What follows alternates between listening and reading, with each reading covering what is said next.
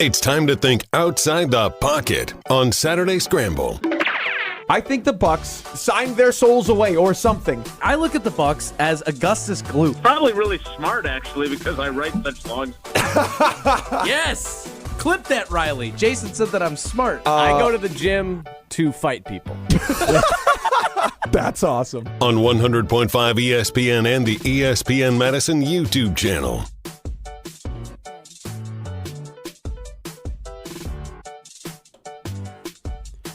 A three-person scramble on the Saturday Scramble this morning on 100.5 ESPN and the ESPN Madison YouTube channel. Good morning, everybody. Happy Saturday. My name is Jesse Nelson, live in the Everlight Solar Studio at ESPN Madison, and I am joined remotely from Camp Randall Stadium by two very special guests today. No Pablo Iglesias. He'll be back next week. We do regret that Pablo wouldn't be here today, and he is missing out because he is Mr. Golf. And you know that he would be jealous to be golfing at Camp Randall Stadium. They've turned it into a golf course for the weekend, upper deck golf, and it's an incredible experience. A guy that I played the course with this morning, Jon Arias, the voice of Wisconsin Badgers volleyball, in is one of our special guest cousin subs of the day here on the Saturday Scramble. Jon, good morning. Good morning, Jesse. You were on fire at Camp Randall today. It was really fun to watch you You had 5 birdies. You had 5 birdies on this course, which means basically you have to get it within a 9-yard circle.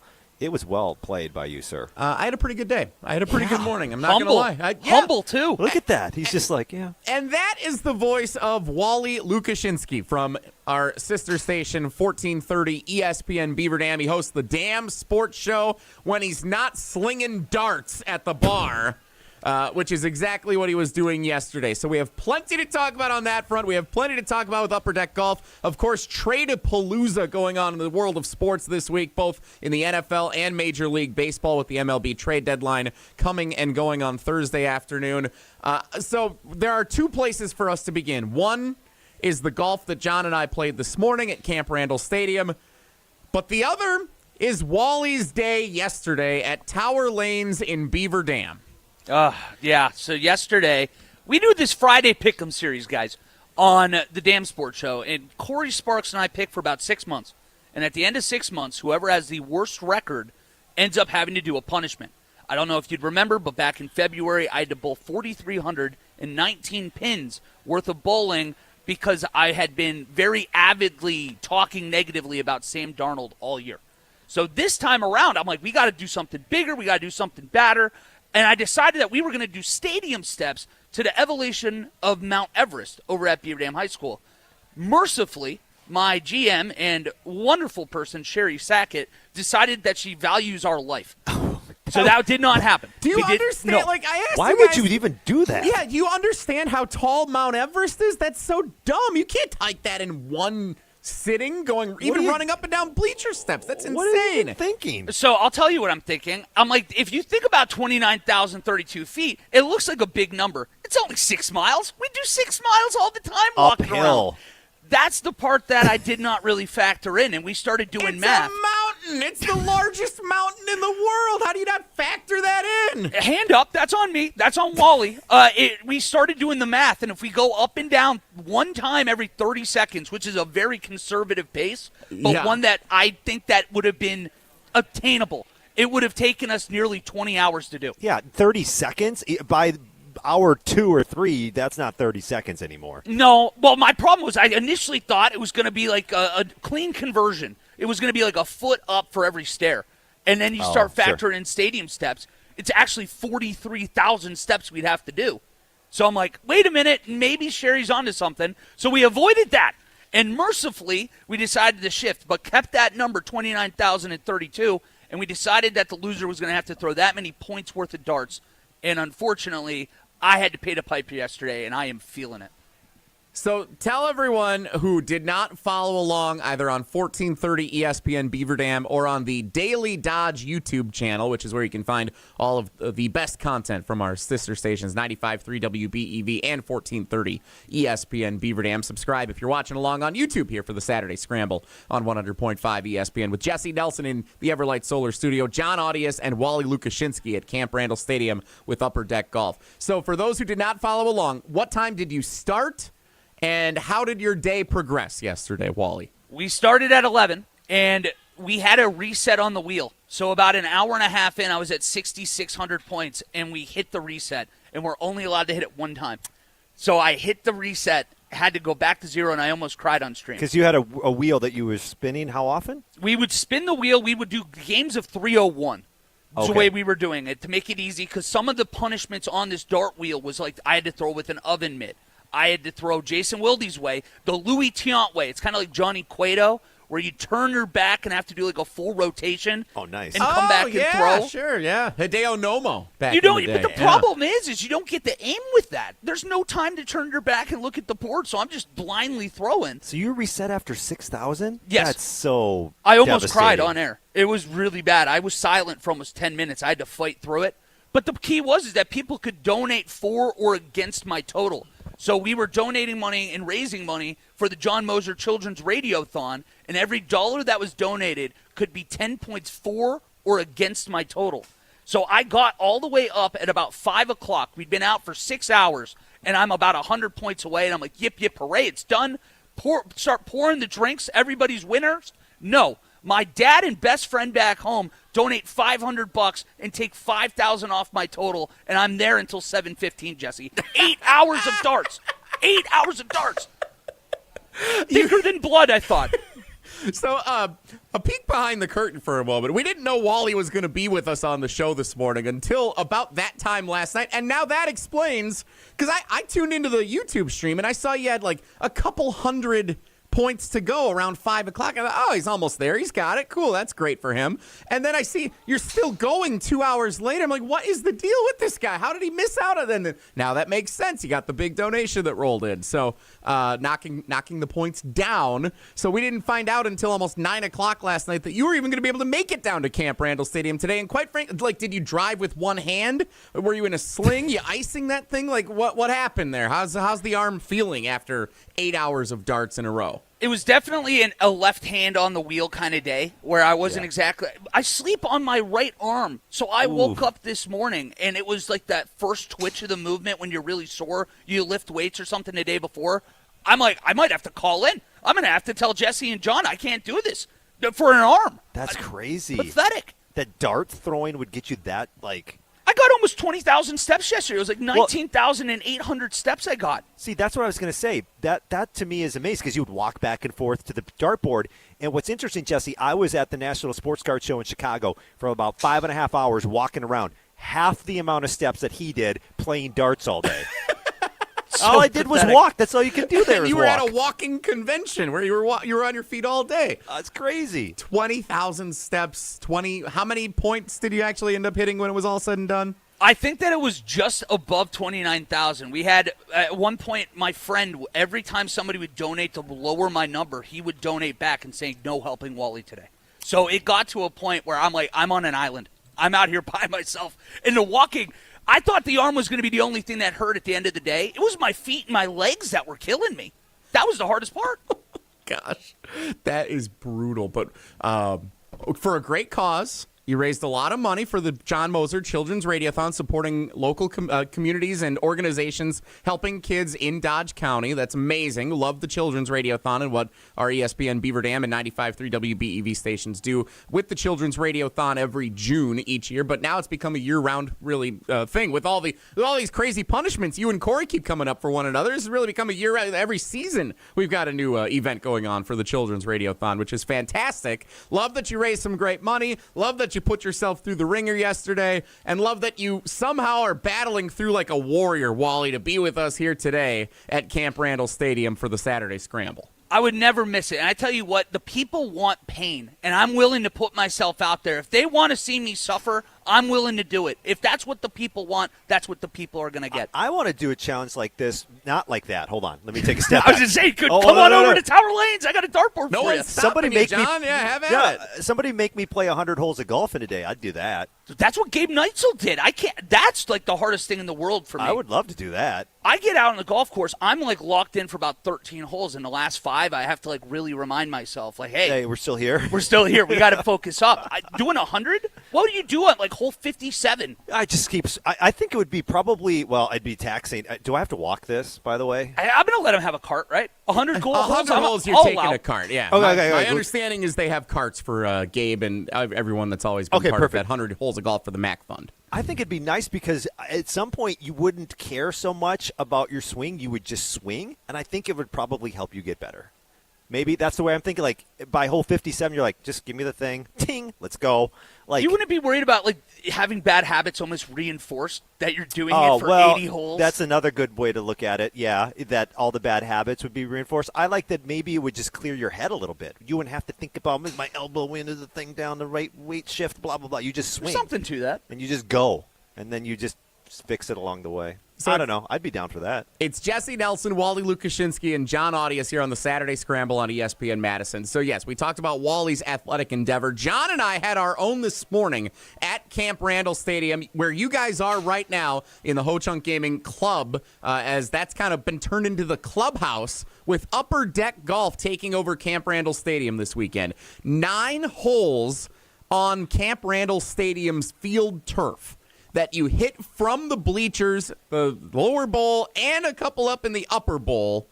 And it's a modified scoring system. It's a lot of fun. A lot of people coming through. And we got out there about 8 a.m. It was just kind of starting up for the day. By the time I left there, John, about an hour ago, we got done with our round. I left about an hour ago. There were a lot of people starting to file in, ready for a fun day of golf, the second and the final day that Upper Deck Golf has taken over Camp Randall Stadium. I would highly recommend if you have some time today, get some tickets, come out here. You're not going to be able to golf at Camp Randall very often, right? I'm not sure if they're going to do this again. If they do, you might have another opportunity. But it's very unique. It's very fun. They've got all this set up where you can do the long drive contest within the Ho-Chunk Gaming 1917 Club as well. You can do the closest to the pin, the putting challenge. But then, like you said, like you and I got to do, Jesse, we got to go out to Camp Randall and hit at the field. It was really, really fun, and you were on fire today. Well done, sir, with the 5 birdies. But I would highly recommend it because this doesn't come around very often. You can always go out to the course on a Saturday. You can't always come to Camp Randall and play golf.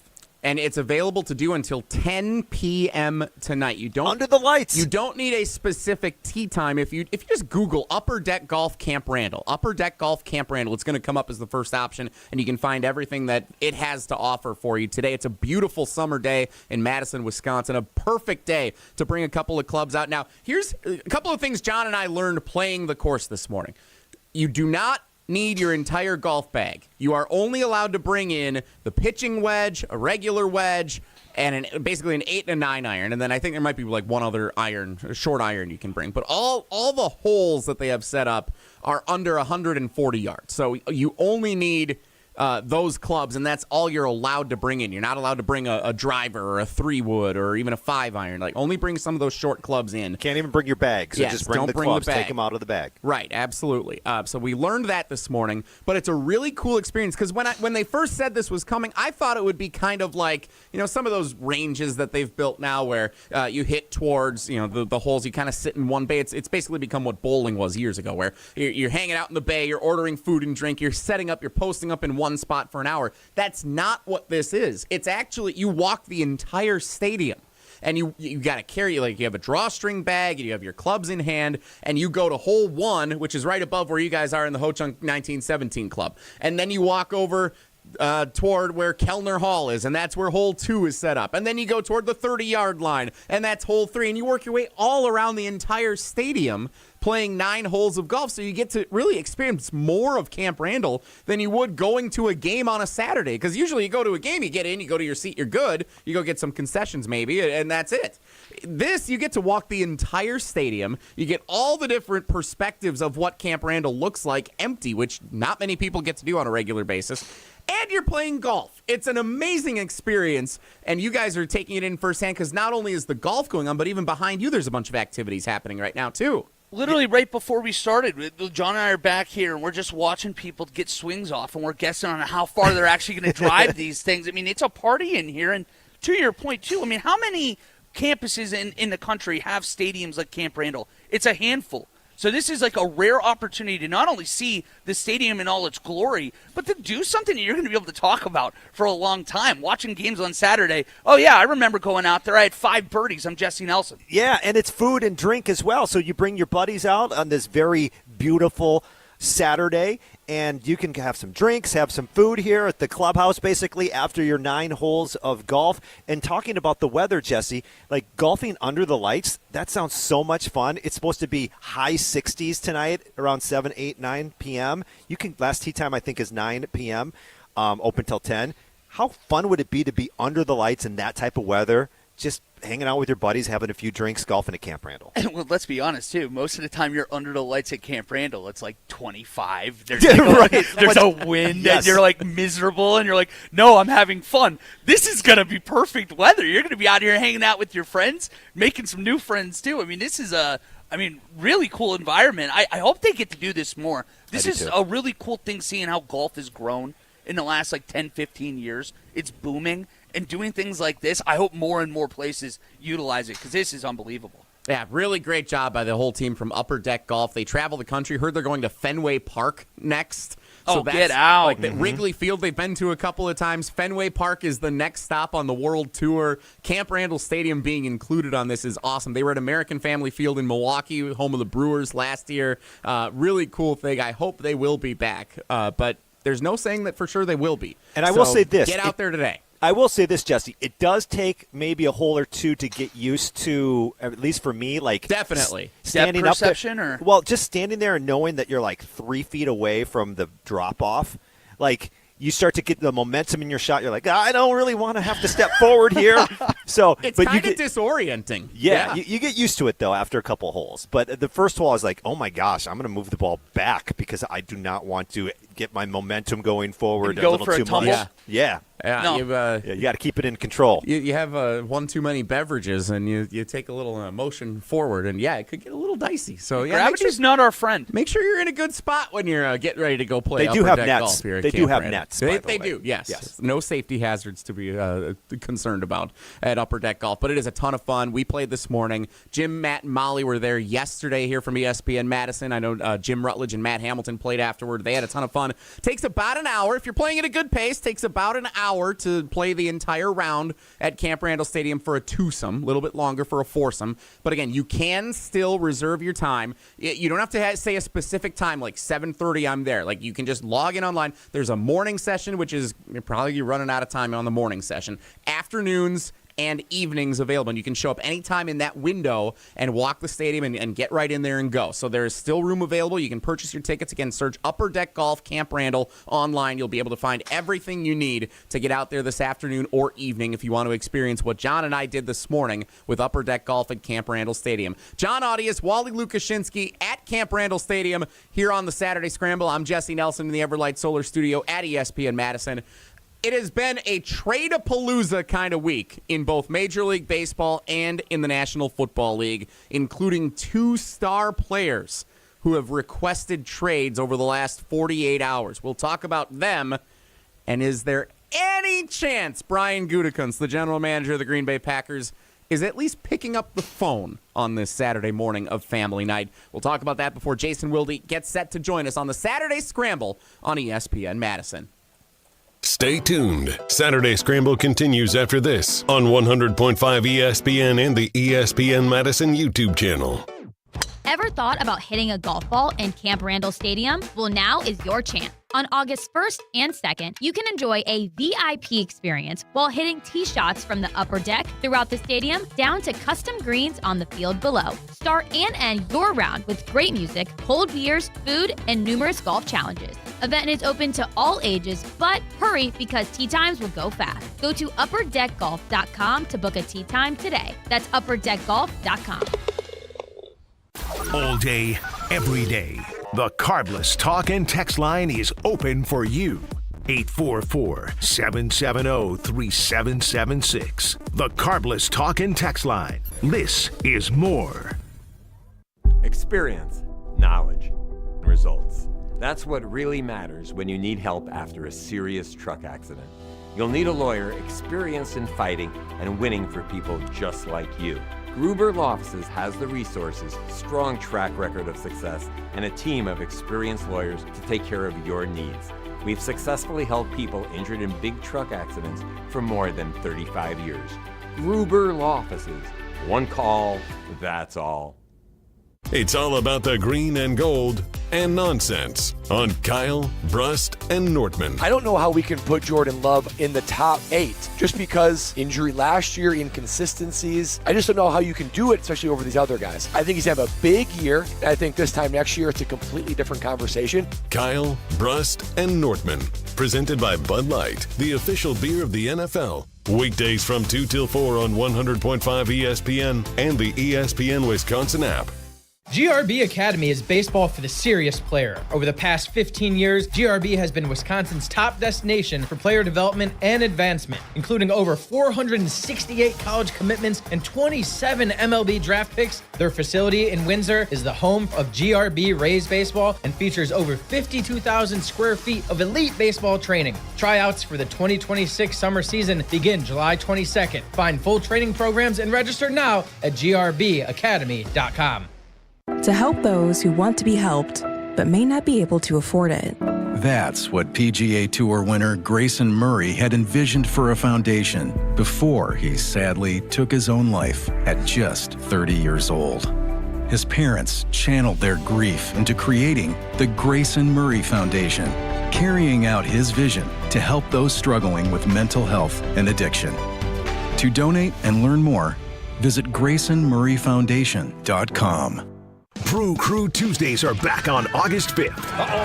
Churio sends it deep to left, and there she goes! Catch the Brewers on local TV as they battle the Atlanta Braves. And Yelich launches one deep right center field. Forget about it. Oh my goodness, third deck. This edition of Brew Crew Tuesdays is presented by Pella Windows and Doors of Wisconsin. Tune in August 5th at 6:15 on WISE TV in Madison, or check your local listings to watch the game. It doesn't matter if you're running drills at the park, playing pickup on a Saturday, or sinking the final putt. When you compete with your friends with Michelob Ultra on the line, competition isn't friendly. The trash talk, next level. And the stakes, oh, those are crystal clear. Cheers! With only 95 calories and superior smooth taste, it's the ultimate trophy. Superior is worth playing for. Michelob Ultra, superior light beer. You're listening to Saturday Scramble on 100.5 ESPN and the ESPN Madison YouTube channel. Heads Carolina, tails California, somewhere greener, somewhere warmer, up in the mountains, down by the ocean, where it don't matter, long as we're going somewhere together. I've got a quarter. Heads Carolina, tails California. Saturday Scramble on 100.5 ESPN, the ESPN Wisconsin app, and the ESPN Madison YouTube channel. Jesse Nelson, Jon Arias, and Wally Lukachinsky, your three-person scramble today. Pablo Iglesias has the week off, as does Riley Auk, the normal cast of this show. They'll both be back next week. In the meantime, a lot going on in the world of sports this week. We will talk plenty about the Milwaukee Brewers, who, by the way, put up 16 runs and 25 hits last night. It was on Apple TV Plus, so not many people saw it. But if you were listening on the Brewers radio network, including here on 100.5 ESPN, you heard 16 runs and 25 hits in a rout of the Washington Nationals, with basically the B squad lineup starting. Now I'm getting excited talking Brewers, and I said we weren't going to talk about that right now. We're going to talk about a couple of trade proposals that have been posed by star players of their respective teams over the last 48 hours in the National Football League. And, of course, this comes with Jason Wilde scheduled to appear for his regular appearance next on the Saturday Scramble here on this Saturday morning.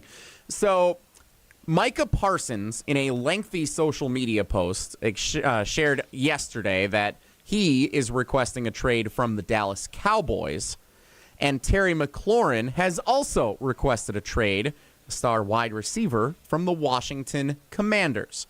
Micah Parsons, edge rusher, one of the best in the business, if not the best in the business at what he does. Terry McLaurin has been a proven number one wide receiver for the Commanders for several years when the team hasn't been so good. Now they got to an NFC championship and suddenly he demands a trade. I don't really get that, but he wants his money.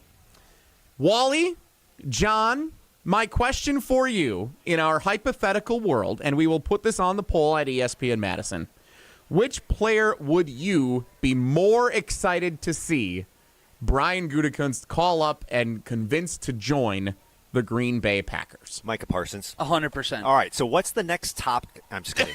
Micah Parsons for me, for sure, Jesse. When you look at wide receivers, and I know McLaurin has produced and is still producing, it feels wrong nowadays to give a 31-year-old wide receiver, I think he's 31-year-old wide receiver, big time, because he's going to want that big time contract. He'll be turning 30 this next month. Oh, 30? Okay, I thought he was 31. But that's still the magic number for Goody. Yes, that number, when you get there, Parsons, is he like 20? He's going to be, I'm going to say 26, 27 as well. 26? And I've got the number 4 Pro Bowls, 3-time All-Pro, Defensive Rookie of the Year, 52.5 sacks. Like, that's the guy. It's 100% the guy. Well, first of all, he is 26, so look at us. Good job, John and Wally. Yes. We're doing great. Micah Parsons is a game wrecker. And if you put a guy like that on a front seven like the Packers, you immediately are talking Super Bowl contender. Where if you bring in Terry McLaurin, yes, he's going to elevate the offense. That's going to help out establishing whoever would be a wide receiver too as well. But you still have that question on the defense. I'm drinking the Kool-Aid, guys. I'm believing in Matthew Golden. I think that this is like a 2-for-1 thing. You get Micah Parsons, you still have your number one wide receiver, because I'm buying into the flashes in camps right now. There's different kind of players that when you, this time of year, rookie campaigns, when you're hearing all this juice, people saying he's learning quick, he's adapting quick. These are the kind of guys that can just explode onto the scene. I'm not saying he's going to be Justin Jefferson in year one, but I'm not sure why there's this like calm panic, not calm panic, but there's a belief that he won't get more than like 700, 800 yards. It's going to take him a while to acclimate. That doesn't happen anymore in football. These elite wide receivers come out of college at a high level. Why can't Matthew Golden go out there and be an 1,100-yard wide receiver in year one? I think he could be. I think he could be, but you just said these elite wide receivers. We don't know. Right? I'm the Kool-Aid. I'm fully. You're in the Kool-Aid. I'm in the Kool-Aid. Yeah. You're swimming in the Kool-Aid. Although part of the reasoning for me of picking Parsons over McLaurin is I think you do have a guy who's going to help fill in and help out Jordan Love and help out the offense and catch a lot of balls. So I would say if you were able to get Micah Parsons, that would be the move of the decade. I don't know. Maybe I'm being a little.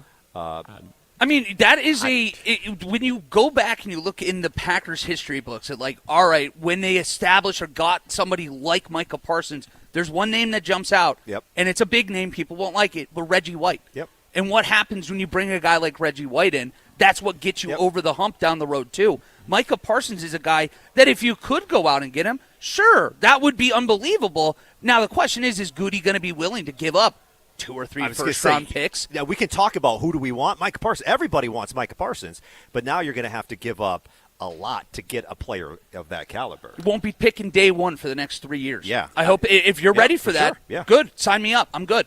But with a young team, it's fun to have the conversation. And let's be real. Goody's not getting either of these guys. No, it's not happening. We all know this isn't going to happen. But it's fun to talk about when these two massive stories in the NFL come up. Everything for us relates back to the Green Bay Packers. And it's fun to play the imagination game of which player would you be more excited to see on the Green Bay Packers. That's our poll question in the field on X at ESPN Madison. You can also give us a text, 844-770-3776.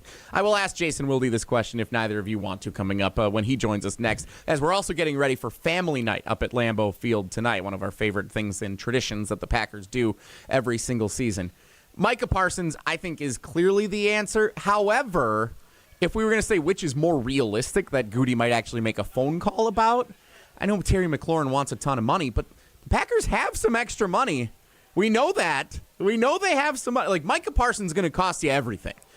Terry McLaurin is going to cost you a significant amount to try and keep around for a year or two, but if having a number one wide receiver has been a question, and we don't know anything about where Matthew Golden's development. I mean, he looks good in the first week and a half of practice, sure. But you're going to count on a rookie being better than a proven top 100 NFL player year after year for the last half decade? Terry McLaurin I would call about, especially if it makes one of your NFC competitors weak. Like, no one's worried about the Cowboys contending for a Super Bowl this year the way the Packers are hoping to. The Commanders were in the NFC Championship game last year, and they went and beat Detroit, something the Packers can't say that they've been able to do. So I would make the phone call just to see what the asking price is on Terry McLaurin if I was general manager Brian Gutekunst. Knowing I'm probably not going to buy, it's kind of like when you look up a 75-inch TV. I'm not going to probably buy the 75-inch TV, but I'm just going to see what the price is. And if it happens to be on mega sale, maybe I'll go to the store and look at it. Maybe I'll get my credit card out and think about ordering it. Like, that's how I view Terry McLaurin if I'm Brian Gutekunst right now. It's not basketball. It's not like the worry of there's just one ball that you're not going to be able to spread it around. If you look at teams like the Philadelphia Eagles that just won a Super Bowl, they have two legitimate number one wide receivers. You can look in the division right now. Look in Minnesota, what they're doing. Jordan Addison has come on the scene in large part because he's going up against number two corners a lot of the times because Justin Jefferson does attract so much attention. If you bring in Terry McLaurin, I don't think it does anything but positively influence Matthew Golden. That's a great point. Yeah, I mean, you just get more talent out there and more eyes on somebody else, and that opens up things for everybody else. That makes a lot of sense. I'm telling you, I like it, Jess. It's more likely, but when we're saying more likely, we're also saying it's more likely that it snows in July in Wisconsin than in Florida. It's not going to happen. But it is more likely that it could happen up here. It's fun to think about, and it will be fun not only to see how these play out for their respective teams currently, but should these players get traded, where they'll end up. I hope they go AFC, and it makes the NFC a little more navigable for the Green Bay Packers to try and get to a Super Bowl. Fun times in the NFL with both of these star players requesting trades over the last 48 hours. We'll talk about that. We'll talk about Packers training camp and, of course, the family night scrimmage taking place tonight. Last year, it was a kid from Waupun who stole the show fielding punts at family night. We'll see who it ends up being tonight, and we'll get a preview of family night with Jason Wilde coming up next. Wally Lukachinsky, Jon Arias live at Camp Randall Stadium with Upper Deck Golf. They've turned Camp Randall into a golf course this weekend. Still time to get out there.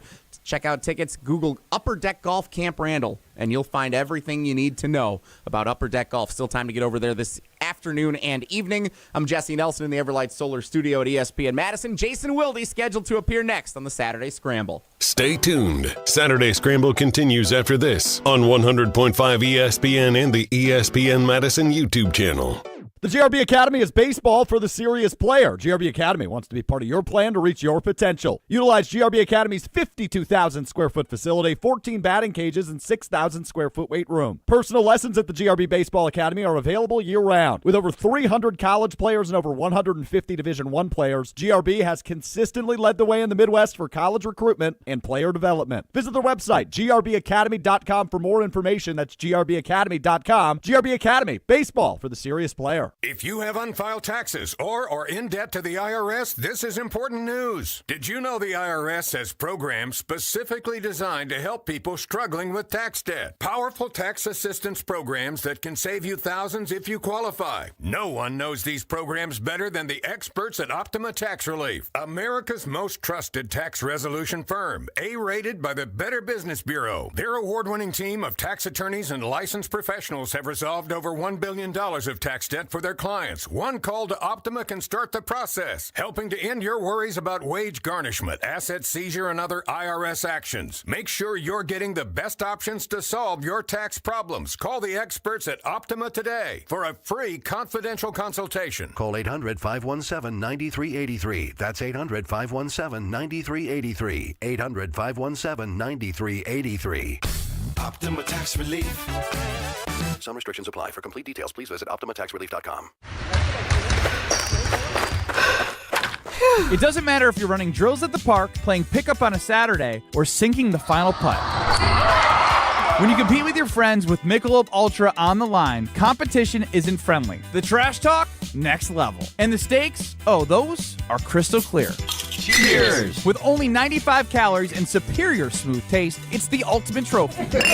Superior is worth playing for. Michelob Ultra, superior light beer. It's a home run! But wait, is your roof ready for the big league storms? If your roof has more holes than a catcher's mitt, it's time to bring in the pros. At Avondale Roofing, we've been handling leaks, repairs, and full replacements with major league precision for over 30 years. And as a GAF Master Elite certified contractor, we bring top-tier quality and proven performance to every job. Whether it's a quick patch-up or full upgrade, our team steps up to the plate and knocks it out of the park every time. You're out!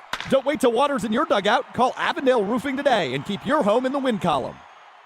ESPN Madison is proud to partner with Mentoring Positives for our 3rd annual ESPN Madison Open. Mentoring Positives is a nonprofit based right here in Madison and is dedicated to uplifting youth and families through mentoring, athletics, and youth entrepreneurship. Make a lasting impact in our community and donate to Mentoring Positives today. Text GOLF to 844-770-3776 right now for your link to donate. That's GOLF to 844-770-3776. Thank you for making a difference in our community. The Bucky Badger Student Mascot Fund was created to support the amazing student athletes who bring the best mascot in the world to life. Hey, my name is Stacy Bruner. I was Bucky Badger from 2010 to 2014. My most memorable sports moment was running out the flag at the 2013 Rose Bowl versus Stanford. Your donation will help fund new scholarships to ensure that the rich tradition of Bucky lives on. Learn more at supportbucky.org. That's supportbucky.org. Coming September 2nd to ESPN Radio, The Rich Eisen Show. He is none other than the head coach of the Colorado Buffaloes, Deion Sanders. Look at you from humble miss. The Rich Eisen Show. None other than Jordan Love of the Green Bay Packers. How you doing, Jordan? Good to see you. Good, Rich. How you doing? Happy to have you back, Steve Sarkisian. Appreciate you having me on, Rich. Rich Eisen, coming September 2nd on ESPN Radio, ESPN Plus, and on Disney Plus. You're listening to Saturday Scramble on 100.5 ESPN and the ESPN Madison YouTube channel.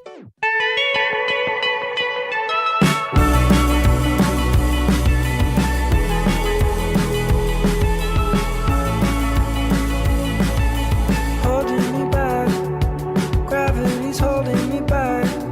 I want you to hold out the Saturday Scramble on 100.5 ESPN and the ESPN Madison YouTube channel. It certainly is a scramble this week. No Riley Yauk, no Pablo Iglesias. It's Jesse Nelson, Jon Arias, and Wally Lukachinsky. What are you guys watching? John is making fun of my golf shot with me because I have up my, hair down showdown against McKenna, and you get to see why they don't trust me with golf clubs at Camp Randall. He's got not highlights. He's got video of him playing golf, and it's They're it's low entertaining. lights. Yeah, They're low yeah, lights. low lights. Yeah. Wasn't exactly high-level golf being played, so he's getting just to keep see. it rolling. I want to see these. It's a disaster. It's not good. John and Wally are at Camp Randall Stadium, where Upper Deck Golf has turned it into a golf course for this weekend. If you guys want to keep watching Wally's golf highlights, you can do that. I'll talk to Jason Wilde back here in the Everlight Solar Studio. Jason Wilde, host of Wilde and Tausch, weekdays 9 to noon, very well-produced show on ESPN Wisconsin. Jason, good morning. How you doing? I'm good, guys. How are you? On top of the world. John and Wally are having a better time than I am, but John and I had a great time this morning playing golf at Camp Randall Stadium. But, of course, one of the big stories is Wally's darts. What'd you call that yesterday? Wally's dart disaster. The dart disaster. And it was a disaster. Jason, you heard about this, right? Oh, I heard about it. I have not seen the outcome, though, so please fill me in on how disastrous it was. Well, it took me 8 hours and 15 minutes to complete, Jason, and the kicker is that I was 8 hours? Yeah, 8 hours and 15 minutes. And I was 100 points away from being finished at like 5 o'clock. It was going to be beautiful going to your Friday. Everyone's happy. And then we get a message that my father and best friend from home donated $500 to take 5,000 points away from me. So I was stuck there for another 2 hours. I thought family meant something, Jason. It does. I love your dad. What a great thing to do. It did help the kids. I'll give him that. It helped the kids. It See? just didn't help me very much, Jason. Didn't help his kid. No. But it helped the kids. So that's a good thing. He was looking at like a macro approach is what it was, Jason. But, Nothing gosh. but respect.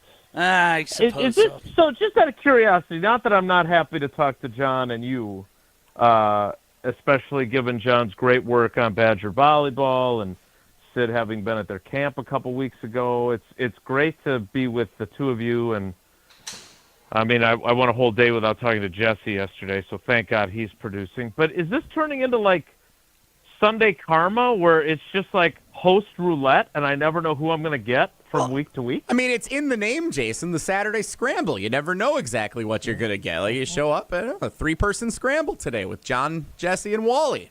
What could be so, better? Jesse, did you hit balls at Camp Randall already today? Is that what you said? Did I hit balls at Camp He was Randall today? on fire.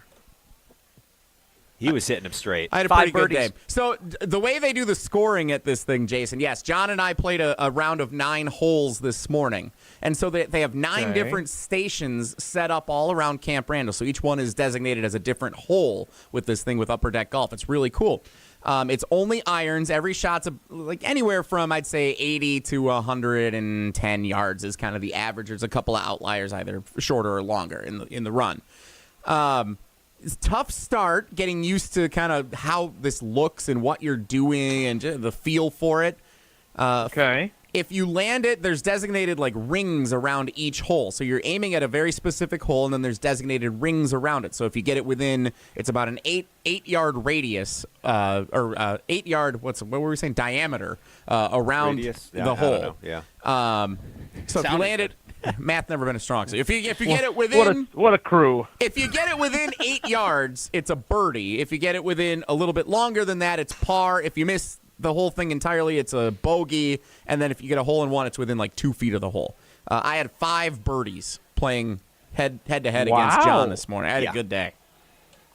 And I saw us, and obviously we've partnered with them for this event, and Jim, Matt, and Molly were there yesterday in the Wilde and Tausch time slot, right? Where are you hitting from? All over the stadium. So like you're walking from section to section. Yeah. Are you in the upper deck where it sways when they do jump around? Like, are you way up there? Yeah, John, you're looking at it right now. So explain what the map looks like for Jason here. Yeah, so you start basically at the Ho Chunk Gaming 1917 club level, right?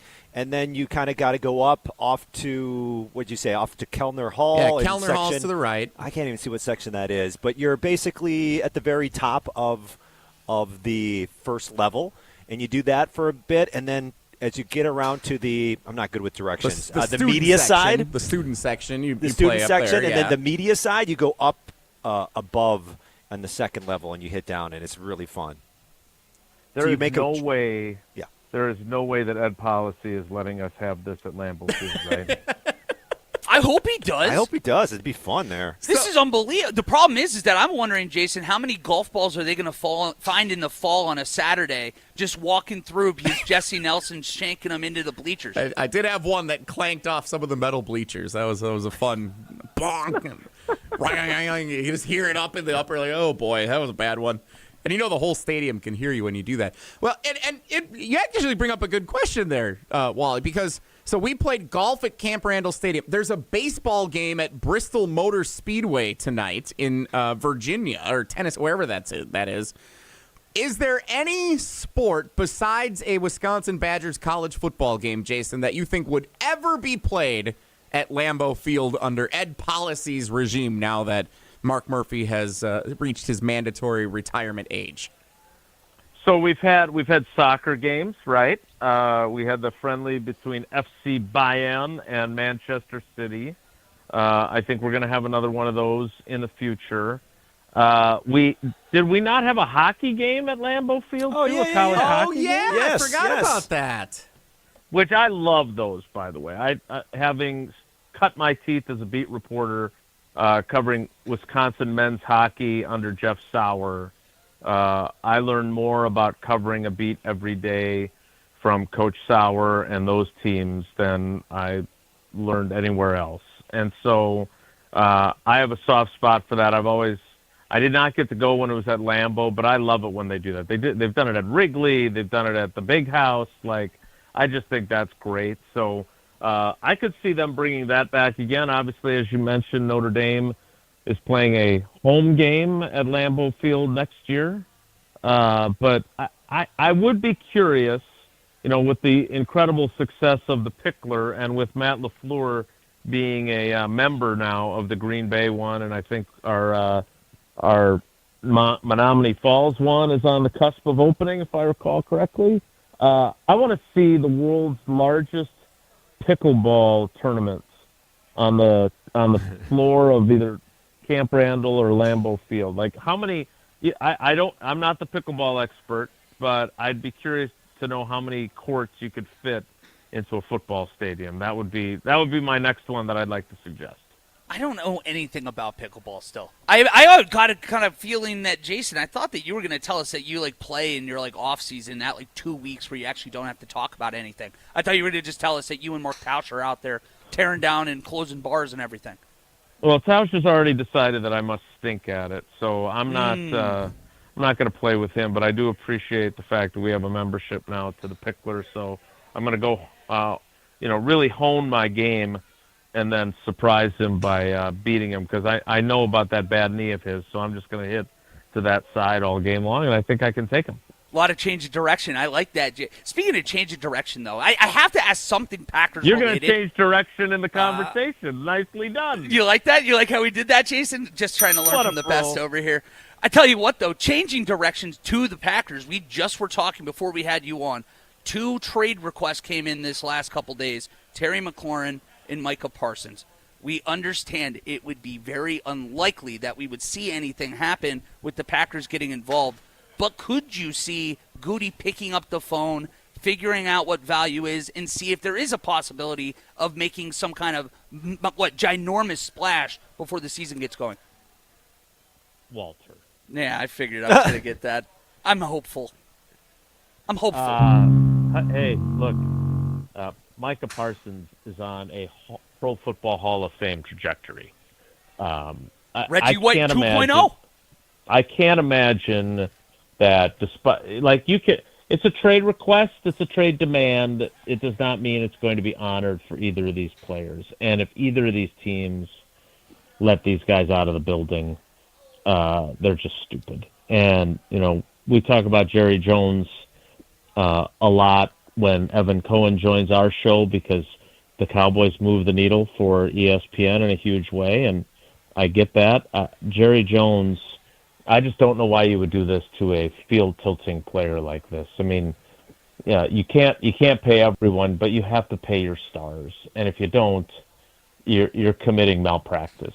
And so the fact that this Micah Parsons thing has reached this point, I'm guessing Mike McCarthy's sitting up in Door County going, well, glad I'm not in charge of that operation anymore. I just don't understand it. The Terry McLaurin thing is like Devontae Adams 2.0. He's 29 years old, and suddenly now, these teams are reluctant to give third contracts. It's not just Goody. So that one I also don't understand, because you just went to the NFC Championship game. You got a young quarterback who is dynamic in Jaden Daniels. Why on earth would you, as Homer might say, fiddle and diddle with your star wide receiver? I just think I don't understand what either of these teams are doing. I can only imagine, though, that the rest of the NFC, the Packers, the Lions, the Eagles, all the contenders are looking, going, yeah, good, keep it up. Seems like really good management to have 2 stars in the NFC East being demanding trades. So do I think either one of those guys are going to be a Green Bay Packer? I do not. I never say never, because I still remember Julius Peppers waking us all up one morning on a weekend with him taking his picture inside Lambeau Field, and not a single insider had anything about that before Julius posted those photos. And remember, Julius Peppers was a really good football player for those 3 years the Packers had him. Mm-hmm. There were people that thought he was washed. They went to 2 NFC Championship games. He was an incredible motivator. The guys wanted to get to a Super Bowl for him, because I think he'd been to 1 previously with Carolina but didn't win it. If you can add guys that tilt the field, they can take you places that you won't go without them. And so I would never say never, but this just feels like if I were to trade either one of those guys, if I'm the Commanders or the Cowboys, I ain't trading them to a team that can come back and bite us anywhere other than the Super Bowl. Jason, family night is tonight. Is there a family night practice? I don't know how you would phrase what the event is, but is there anything? You did it perfectly. Okay, perfect. All right. It used to. So this is all Bulaga's fault. Our great teammate Brian Bulaga tore his ACL during the 2013 family night, one of the few that wasn't heavily impacted by bad weather. And so it was the family night scrimmage in 2013. It was the family night practice in 2014 because they did not want to lose any more key players to full contact. But they are, in fairness, and I always get a kick out of this. Jesse knows I've said this before, but they are going to do some tackling late in practice. But it's always the guys that are on, like, from player like 68 to 90 on the roster. So, like, you're basically saying, hey, you guys aren't good enough, so we're willing to risk you getting injured to see what you can do in a full contact situation. Yeah, I was just going to say, what do you take away most from a family night? So I think it's interesting, and I don't think I'm just buying into the narrative that the team puts out there because they keep saying there's going to be 70,000 people. That is not accurate. Last year they were at 50,000, and this used to be an event that sold out almost right away. There are tickets still available. So if you guys are, when you're done over there at Camp Randall, if you want to come watch a practice and get some fireworks in, there's still tickets available, priced at $12.42. But I do think that there's value, even if you played at Texas like Matthew Golden, right? Even if you played at Georgia like Warren Brinson.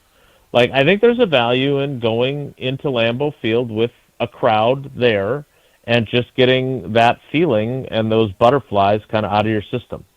So, and there's certainly guys that have never played in front of crowds that big.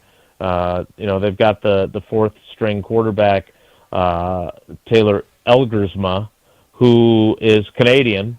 I'm guessing he didn't draw 50,000 people for a game, much less a practice. So I think that's good. I think from an evaluation standpoint, it being in the stadium makes it different than a regular practice. So there's certainly going to be that evaluation from Goody. But I like to call it the first real milepost in training camp.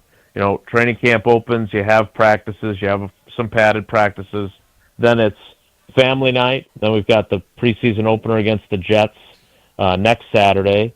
The following week, they've got their joint practice in Indianapolis with the Colts, and then their game against the Colts. And then the week after that, we've got the Seahawks coming to town for a joint practice and a game. And then, then before you know it, September 7th is here, and you're playing against the Lions, and you better be ready for prime time. So even though I think it's a late afternoon game. So it'll be interesting to see how much they get out of it tonight. I know for a lot of the guys, though, it's just another practice that have been here for a while, except their families come, and then they get to watch fireworks with them afterward. Jason, last question for you. I saw your article on channel3000.com talking a little bit about Jordan Morgan perhaps not getting like a true opportunity to win the left tackle job, but he's gotten a little bit of looks here in the last few days. How has he looked when he has had the opportunity to run with the ones at left tackle? Does he seem like he might be able to make a push for that starting job?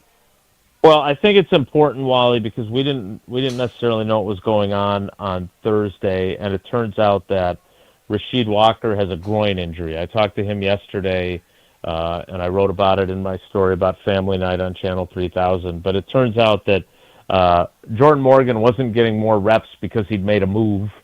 He was getting more reps because they shut down Rasheed Walker during the second half of Thursday's practice. He did not practice at all yesterday. He is not expected to take part tonight in Family Night. So I don't know if it's so much Jordan Morgan has flashed how good he is as a left tackle as it is that they need him to play left tackle because the guy he's competing with isn't currently available. Now, I would add that, as you pointed out, they didn't put, because of what was going on with Elton Jenkins and what was going on with Aaron Banks, they were both dealing with back issues. Jordan Morgan wasn't even playing left tackle at the start of the week. Like, he was at guard because they didn't have enough guards. And so this is kind of ball don't lie kind of a thing. It's now he's getting the opportunity that he wasn't getting earlier in camp because Rasheed Walker is down. So injuries kind of prevented him from getting opportunities at left tackle, and now injuries are giving him opportunities at left tackle. And, tonight's a big night for him. There's nothing Rasheed Walker can do to help his argument to be the starter still, but there's plenty that Jordan Morgan can do. So it's an important night for him to come out and perform well and show that he is able to play left tackle at this level. He has not done that previously, even though his entire football life has been spent at that position. And I do think it's also important for him to continue to work elsewhere, because if Rasheed Walker ultimately wins the job after starting 35 games at left tackle, they're going to need a sixth man. And so I think it's really important that Jordan Morgan gets work at all the different positions, because if anybody gets hurt, he's the next man up. Even if it's at center, if it's Elton Jenkins, they're going to move Sean Ryan to center, and then Jordan Morgan would come off the bench. So he's got to keep improving not only left tackle, but he's got to keep improving his versatility as well. Jason Wilde joining us, Wilde and Tausch, weekdays 9 to noon on ESPN Wisconsin. Jason, I have one last question for you, because I don't know if we've neglected talking about this all week. Maybe we'll talk about it more on Monday when Tausch is back. Sterling Sharp is getting inducted into the Pro Football Hall of Fame this weekend. What does that mean to you? I have no comment. He wouldn't talk to the local media when he was in Green Bay, so as the local media, I'm not going to comment on him. No, I'm kidding. Wow! I was about to be like, "Oh my goodness!" Like, have a good one, Jason. I, in all honesty, though, I never did cover him. His career ended with that neck injury in 94, 95, and so I started in 96. So I never crossed paths with him. I mean, look, there are certain players. He was a 3-time first-team All-Pro. He led the league in receptions. He led the league in touchdowns in different years. I mean, he was really, really great. He deserves to be in the Hall of Fame. Now, I would argue, and this has nothing to do with his media policy locally, but I would argue that Mike Holmgren, if you made me choose one person with Packers ties, and I could only get one into this class, I think Mike Holmgren deserved it more. I'm not saying that Sterling Sharp doesn't deserve to be in the Hall, but he only played 7 years. I think Gale Sayers is the only one with a shorter career to have made it to the Pro Football Hall of Fame. He was great for those 7 years, but does that mean that Devontae Adams, who is a 3-time All-Pro, first-team All-Pro, and I think he's going into like year 11 or 12 this season. Does that mean I would certainly hope that Devontae Adams is going to be in the Hall of Fame then, right? They both won the same number of Super Bowls, 0. But I'm really disappointed in the Hall of Fame electors. They changed the rules for coaches to get in. It was not a majority that they had to get to be selected. They had to get 80%. And I think Mike Holmgren came up 2 votes shy of the 80% threshold. So still the vast majority of the electors voted him in, and he still didn't get in. And now next year, Belichick theoretically is eligible, even though he's coaching in Carolina. He's not coaching in the league. And so that's another year for Mike to potentially have to wait.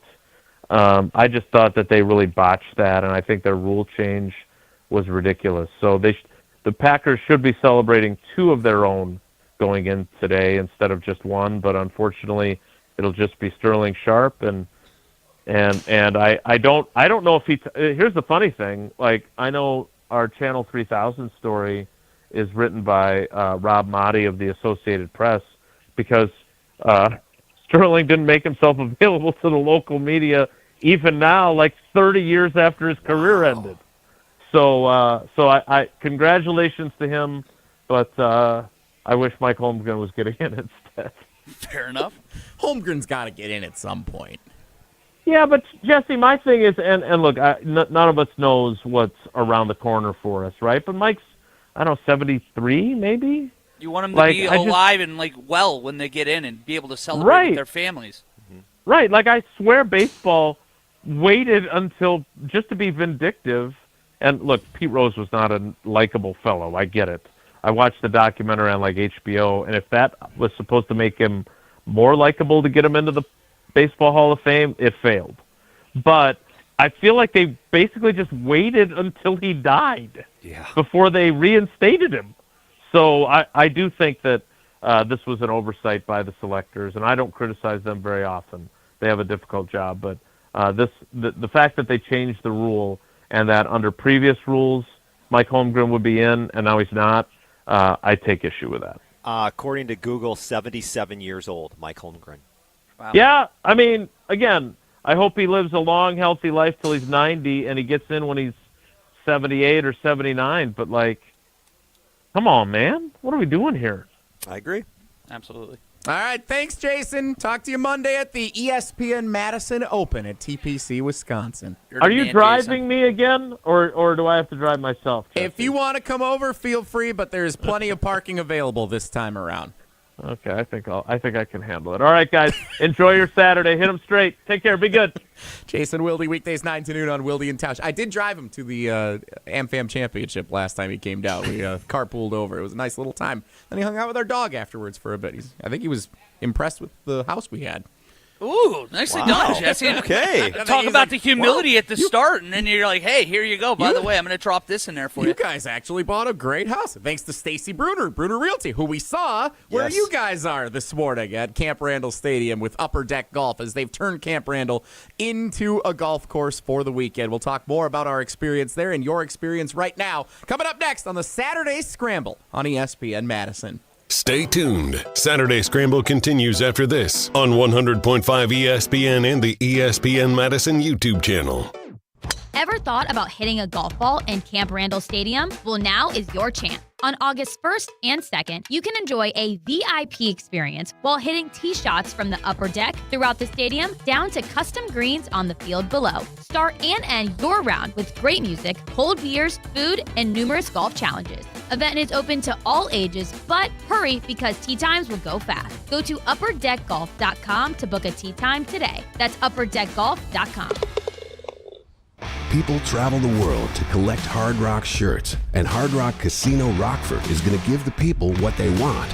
Get in on the action at Hard Rock Casino Rockford, where all new Unity card signups receive an official Hard Rock shirt, plus free play to kickstart a winning streak. Whether you're spinning the slots or playing the tables, you'll be dressed for success. Hard Rock Casino Rockford. Let's Hard Rock. If you or someone you know has a gambling problem, call 1-800-GAMBLER or text ILGAMB to 833-234. All day, every day, the Carbless Talk and Text line is open for you. 844-770-3776. The Carbless Talk and Text line. This is more. Hi, this is Jeff Levering with the Brewers Radio Network. Ridgetop Exteriors, Wisconsin's trusted name in home improvement, does more than just top-quality roofing. They're your go-to for maintenance-free siding and energy-efficient windows, too. Ridgetop has expert credentials with leading manufacturers like Pella, James Hardie, and LP Smart Siding. For over 20 years, they delivered exceptional craftsmanship and service. Call Ridgetop Exteriors today or visit ridgetopexteriors.com. Ridgetop Exteriors, where customer service always comes first. Ridgetop Exteriors. At Hazelden Betty Ford, treating mental health isn't just about breaking old patterns, it's about braving new ones. As the leader in alcohol and drug treatment for 75 years, we know caring for addiction, anxiety, depression, and trauma goes hand in hand. We're here for you with new tools when life breaks down. Discover your path to better mental health at hazeldenbettyford.org/Wisconsin. Sponsored by Hazelden Betty Ford Foundation. Staying on Wisconsin sports never stops with the Jump Around podcast. So the complaints that former Badger players had and fans had was that there's no connective tissue from the old Badgers to these Badgers. Bringing back J.J. Watt, when Monte Ball told us that Jeff Grimes texted all the running backs, like, that's what moves the needle for me. Reconnect Wisconsin football of old to Wisconsin football now. The Jump Around podcast with Jim Rutledge and Pablo Iglesias. Streaming live every Thursday at 12:30 on the ESPN Madison YouTube channel. Brew Crew Tuesdays are back on August 5th. Curio sends it deep to left, and there's she goes! Catch the Brewers on local TV as they battle the Atlanta Braves. And Yelich launches one deep right center field. Forget about it. Oh, my goodness. Third deck. This edition of Brew Crew Tuesdays is presented by Pella Windows and Doors of Wisconsin. Tune in August 5th at 6:15 on WISE TV in Madison, or check your local listings to watch the game. Good Karma Brands is proud to be an equal opportunity employer. Our policy is to provide equal opportunity employment, development, and advancement to all current and potential teammates. If you are an organization that maintains a job bank, provides employment information, or gives job referrals, you may request to be placed on the station's mailing list for future career opportunities. To learn more about careers at Good Karma Brands, please email careers@goodkarmabrands.com. You're listening to Saturday Scramble on 100.5 ESPN and the ESPN Madison YouTube channel. The dog days are over. The dog days are done. The horses are coming, so you better run. Run fast for your mother. The Saturday Scramble on 100.5 ESPN and the ESPN Madison YouTube channel. Jesse Nelson in the Everlight Solar Studio at ESPN Madison. Jon Arias and Wally Lukachinsky are remote at Camp Randall Stadium with Upper Deck Golf, where they have turned Camp Randall Stadium into a golf course this weekend. John and I had the pleasure to play it this morning. Jim Rutledge and Matt Hamilton played yesterday after Jim, Matt, and Molly wrapped up. Everyone's had a ton of fun, and there is still time to get tickets right now. Upper Deck Golf. Search it, search Camp Randall, and you will find everything you need to find, including afternoon and evening time sessions available for you to play 9 holes with your 9-iron, your wedges, your 8-iron at most. They also do have clubs available there on hand, too. So if you have like relatives that are in town and they want to see Camp Randall Stadium, you can just come out. They don't need their own clubs. There are clubs provided at each station available for you to use. I used the 8-iron because I didn't bring my 8-iron in. There was one that was 130 yards. I'm like, I can't hit a 9-iron that far. So I used the 8-iron provided. You can do it, too, with Upper Deck Golf at Camp Randall Stadium. What's it looking like, guys? How's the crowd out there? Crowd is pretty good right now here at Camp Randall. And, Jesse, not only is it golf on this beautiful Saturday, and tonight when it's going to be in the high 60s under the lights at Camp Randall, that sounds like a lot of fun if you and your buddies want to come out here and golf. But not only is it the golf, it's food, and you can have drinks, and there's contests as well with putting challenges and closest to the pin on simulators, longest drive as well. I'm not beating the 329, which is the current men's longest drive, not even getting I think you have it in you. No.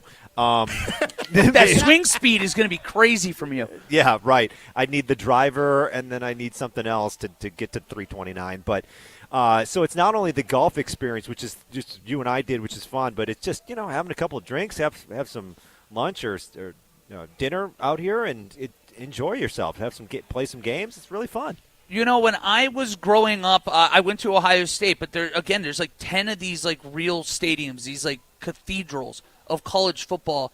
And this morning I called Jesse because I got lost trying to get in here. So I did like loops around Camp Randall, but I had so much fun doing it because there are certain buildings with us sports guys where you feel the history in the air. And when you're walking around Camp Randall, you feel those big games. You feel those big moments. And having the opportunity to come out and actually play golf under the light, so when it's not 20 degrees outside and miserable and you're worried about a game, you're nervous the entire time, this is the dream. I couldn't imagine a better way to spend a Saturday night than right here at Camp Randall playing some golf. And you still have time to do it. Upper Deck Golf, Camp Randall. Check it out until 10 p.m. tonight. Time available for you to go out and play the course that they've set up at Camp Randall Stadium. The Saturday Scramble continues on into our second hour. There is a rule in the state of Wisconsin that Jon Arias has to be within 500 yards of Kelly Sheffield at any time, the head coach of Wisconsin volleyball. So Kelly Sheffield is around the premises somewhere there. So rumor has it that the head coach of the Wisconsin Badgers volleyball team is scheduled to appear with us coming up around 11:30 here this morning on the program. So that means coming up next, I want to make sure we talk about the Milwaukee Brewers. We're going to switch gears and talk about the best team in baseball. Pocket pancakes. That is, yes. So can't wait to talk about the pocket pancakes and more in 2 minutes. Don't go anywhere. The Saturday Scramble on 100.5 ESPN. The sound of summer is on ESPN Madison. The 1-2 pitch. Swing and a miss. He struck him out. Madison's home of the Brewers. Mizorowski deals. Struck him out. A heater at 101. Catch every Milwaukee Brewers game this season on 100.5 ESPN. Back and watching it sail. It's a grand slam. Brewers baseball on ESPN Madison is presented by Hard Rock Casino Rockford and brought to you by J&K Security Solutions and Revive Restoration. Looking to join an international quality golf club right here in Madison? Discover TPC Wisconsin, an instant classic in the heart of the Midwest. With a course co-designed by Steve Stricker and PGA Tour Designs, it's the 13th and newest TPC Network golf club in the world. Other high-quality amenities include a short game practice area, athletic performance center, and meeting and dining facilities, plus membership benefits that reach around the globe. Schedule a tour at tpcwisconsin.com and start your journey to a lifetime of priceless golf. It doesn't matter if you're running drills at the park, playing pickup on a Saturday, or sinking the final putt. When you compete with your friends with Michelob Ultra on the line, competition isn't friendly. The trash talk, next level. And the stakes, those are crystal clear. Cheers! With only 95 calories and superior smooth taste, it's the ultimate trophy. Superior is worth playing for. Michelob Ultra, superior light beer. Madison's financial challenges need a Dane County-based bank. Starion Bank is a full-service community bank that delivers quality big bank services with a local approach. We are proud to be there for any budding entrepreneur or small businesses, helping them exceed their financial goals from banking to lending to cash management. Visit a banker at one of our convenient branches in Middleton, Monona, or Sun Prairie. Starion Bank, taking you farther. This is Wisconsin Volleyball National Champion Devin Robinson. You're listening to 100.5 ESPN, WTLX, Monona, Madison, a Good Karma Brands radio station. It's time to think outside the pocket on Saturday Scramble. I think the Bucks signed their souls away or something. I look at the Bucks as Augustus Gloop. Probably really smart, actually, because I write such long. Yes! Clip that, Riley. Jason said that I'm smart. I go to the gym to fight people. That's awesome. On 100.5 ESPN and the ESPN Madison YouTube channel.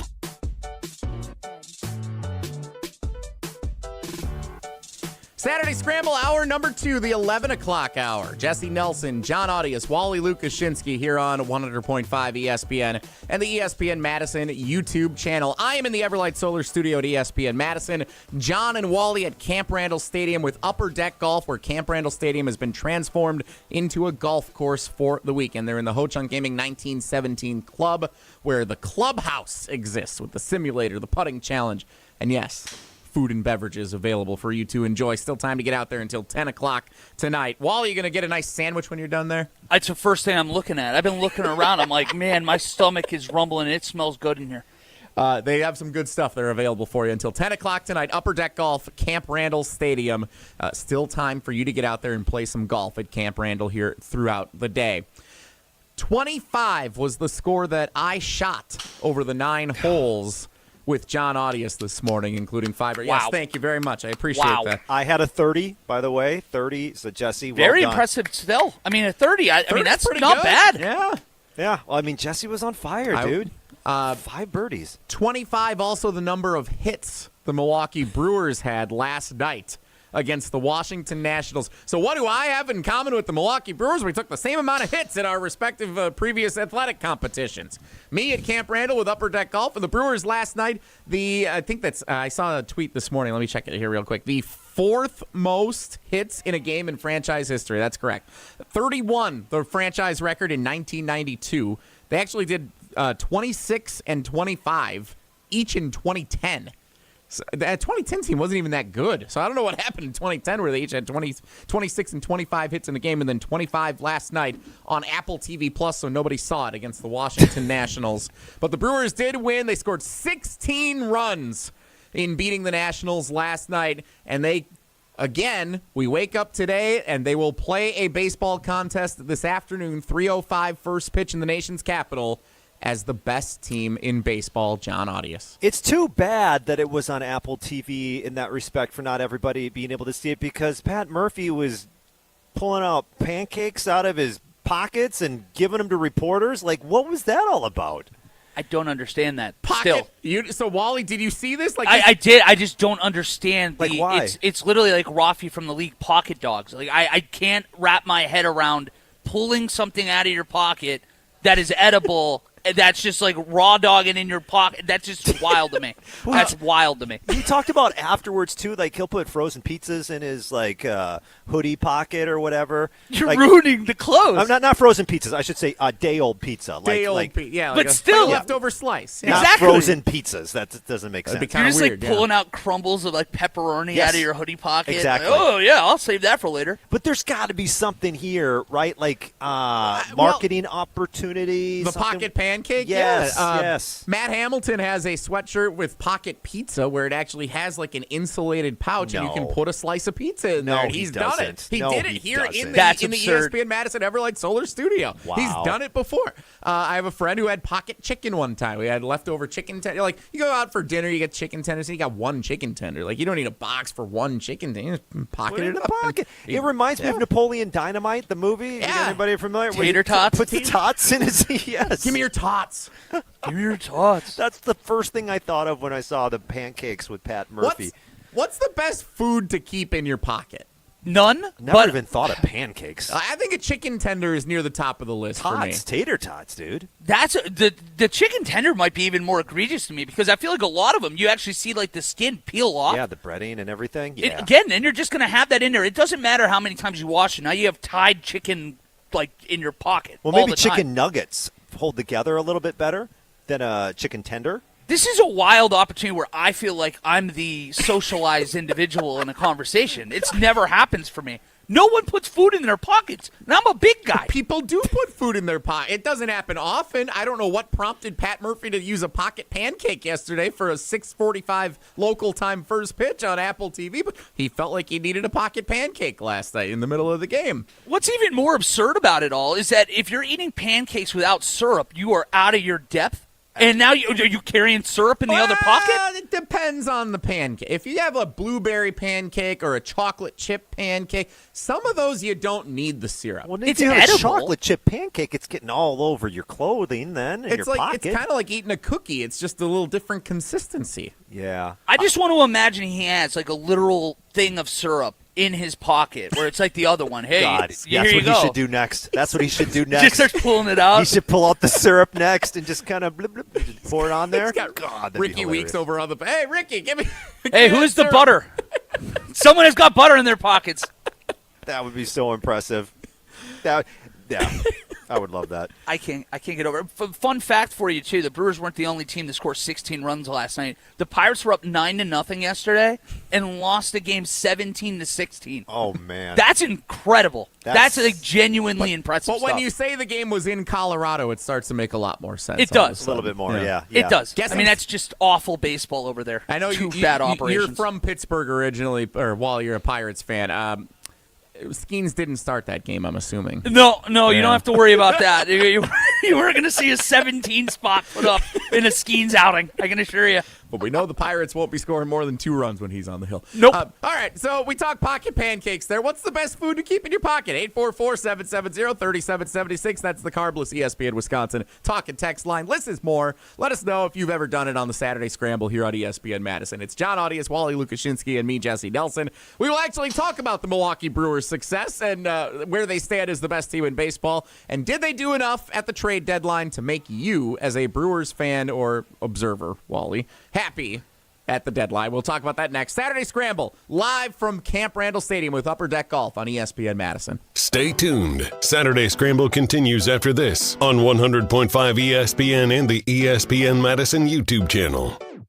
Ever thought about hitting a golf ball in Camp Randall Stadium? Well, now is your chance. On August 1st and 2nd, you can enjoy a VIP experience while hitting tee shots from the upper deck throughout the stadium down to custom greens on the field below. Start and end your round with great music, cold beers, food, and numerous golf challenges. Event is open to all ages, but hurry because tee times will go fast. Go to upperdeckgolf.com to book a tee time today. That's upperdeckgolf.com.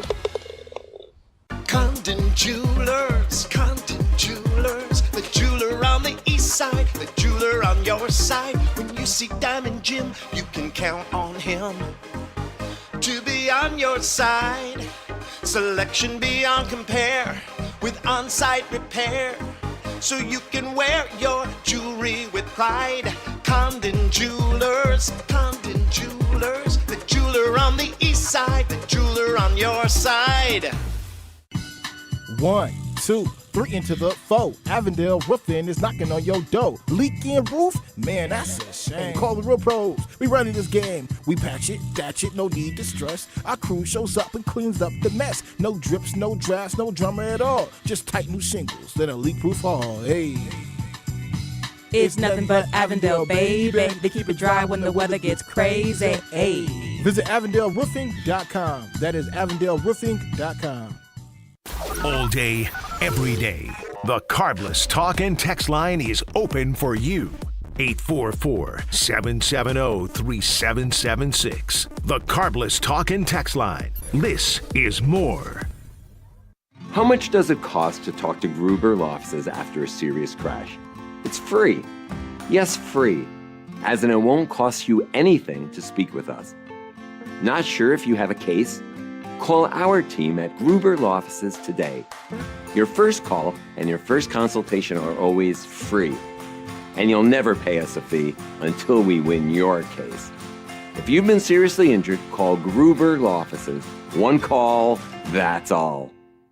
When it comes to security for your home and family, you want a winner, and we found one when we placed our trust with J&K Security Solutions. This is Greg Gard. Kim and Jeff hit the game-winning shot for us with the Control 4 home technology system. Home or away, from our smartphones, we can open the garage door, dim the lights, turn on the TV, as well as arm the security system. That's convenience as well as peace of mind. Let J&K Security Solutions do for your home or business like they've done for us. Call 255-5799 or online at jksecurity.com. We ask and you answer. Tune in to Jim, Matt, and Molly every weekday 4 to 6 and follow at Jim, Matt, Molly on X to vote in daily poll questions presented by Siding Unlimited, your local window installation pros. Get ready to say goodbye to those bland seltzers at the ballpark. Carbless is proudly Wisconsin-born, crafted by real people. A husband and wife team who wanted better cocktails in a can. They're locally made and blissfully better. Carbless offers a bold, true cocktail flavor that's made for baseball fans. Available in fan-favorite flavors like lemon lime, black raspberry, cranberry, and mango, bringing the craft cocktail bar to your seat. Refreshment that matches the energy of American Family Field is Carbless. Full of flavor, no sugar, and no carbs. Just game day bliss. You're listening to Saturday Scramble on 100.5 ESPN and the ESPN Madison YouTube channel.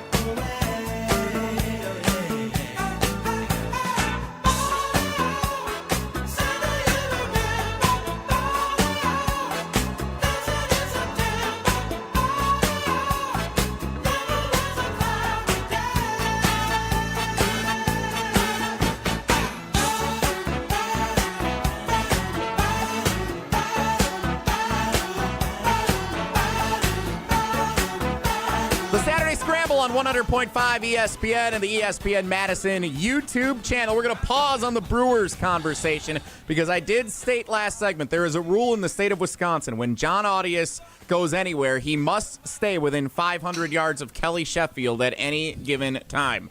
So, with the voice of Badger Volleyball, Jon Arias, on the show. We also welcome in the head coach of the Wisconsin Badgers volleyball team. It is Kelly Sheffield on the Saturday Scramble. Hey, Coach, how's it going?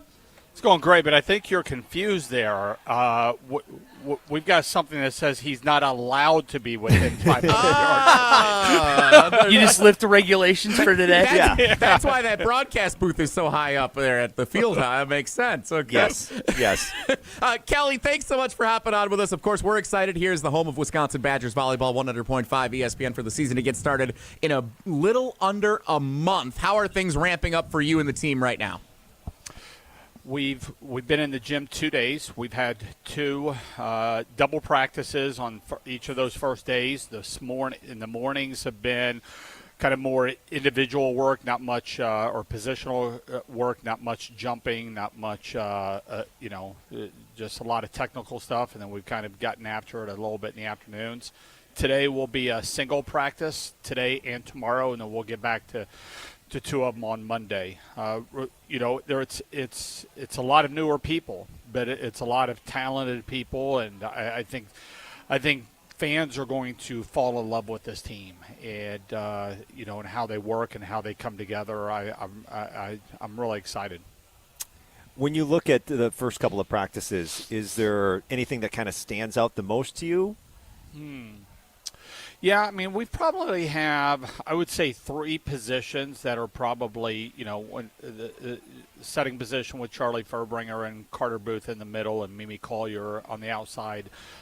Those are probably, for their positions across the country, probably one of the top 3 players in their position across the country. The other positions are going to be great battles. I would say the outside right now, the other outside position will probably come down to Una Vahagic or Grace Egan would probably be my guess, one of those 2. And then the opposite position, I think, will come down to Madison Quest, who played there in the spring, or Natalie Wardlow, our incoming freshman, or possibly even Grace Egan over on the right. I think that'll be a battle to keep an eye out for. I would think that Allie Andrew will probably be the other middle and do a great job at that. Very, very experienced. But I think the third position to really keep an eye out for is the libero position, and I could see it being between our sophomore Miley Chan or our 2 incoming freshmen, Anaya Warren or Kristen Simon.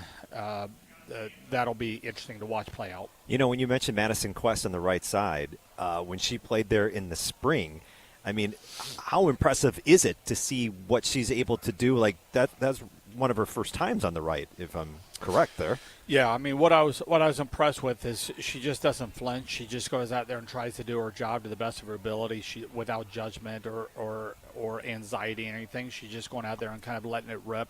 Her footwork needs to get a whole lot cleaner. Her blocking needs to get a whole lot cleaner because it's a lot different from that pin from the other pin. She already looks a lot better than what she did in the spring just by having, a little bit more footwork in her. But we'd like to see her get a little bit more pop. She's got to be a little bit more physical with her blocking, but she can attack. She's not going to overwhelm people with her attacking, but she's going to be able to get into really good spaces. And if an area of the court doesn't work, she's going to get into other areas of the court. She took some good looks out of the back row, which we haven't seen a lot from that opposite out of the back row in years past. But she was able to do that, and Charlie was getting her the ball a lot in that area. Coach, you mentioned a moment ago that you are breaking in a lot of new faces this year. That could be a really fun opportunity and challenge for a team. Is there someone right now that you feel like Badger fans maybe don't know a ton about but has really impressed you in camp and you're really excited to get them out there on the floor?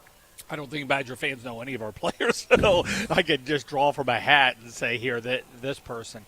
It's I don't know if people know how big of a pickup Allie Andrew was for us. Allie, Alicia, I think probably 60% of the population calls her one and 40% call the other. But her maturity, her willingness to learn, she's an unbelievable, amazing human being. But she just mans some position really, really well. She does a great job of reading, of getting her hands on the balls. She's probably not going to get five 5 kills per set for us, but she's really going to solidify our defense in a really, really good way. We're watching some film as a team yesterday, and most of the time with our quicks, we're running kind of a first tempo, which means that your feet are on the ground when the ball's in the setter's hands. She's actually leaving the ground when the ball's in the setter's hands, more of a zero tempo. And what's the difference of that? Well, the difference is if she's getting set in that zero tempo, then the blockers have to commit block on her. They also have to leave the ground when she leaves the ground, which means if Charlie decides to go elsewhere, then it's a one-on-one. Or if the blocker stays on the ground and gets it to her, and then she's beating the block up. So it's probably a little bit less likely to set somebody that's running zero tempo. That's probably one of the reasons why we haven't done a lot of it. But she does that really naturally, and you're going to see, even if somebody else is getting set, them having a lot more success because of it. Speaking of middle blockers, you've talked a lot about Carter Booth this preseason and just the attention she is going to deserve, and we know how great of a player she is. What makes you so optimistic about Carter this season, and then also her role with the team? Can you kind of talk a little bit about what you're expecting out of her, because you do have a lot of new faces on this team? A couple months ago, I sent her an article in the Athletic. It was an article about Joey Votto. Okay. And Joey Votto, for people that don't follow, was an elite baseball player for the Cincinnati Reds for a long, long time. And it talked about the first part of his time there. It was about him. He was doing his job. He prepared his craft to be as good as he possibly could be. And the second part of his career, then he realized the potential of, I've got to get to know my people better. I've got to spend more time, because if I'm able to do that, I can help them, which in turn helps the team.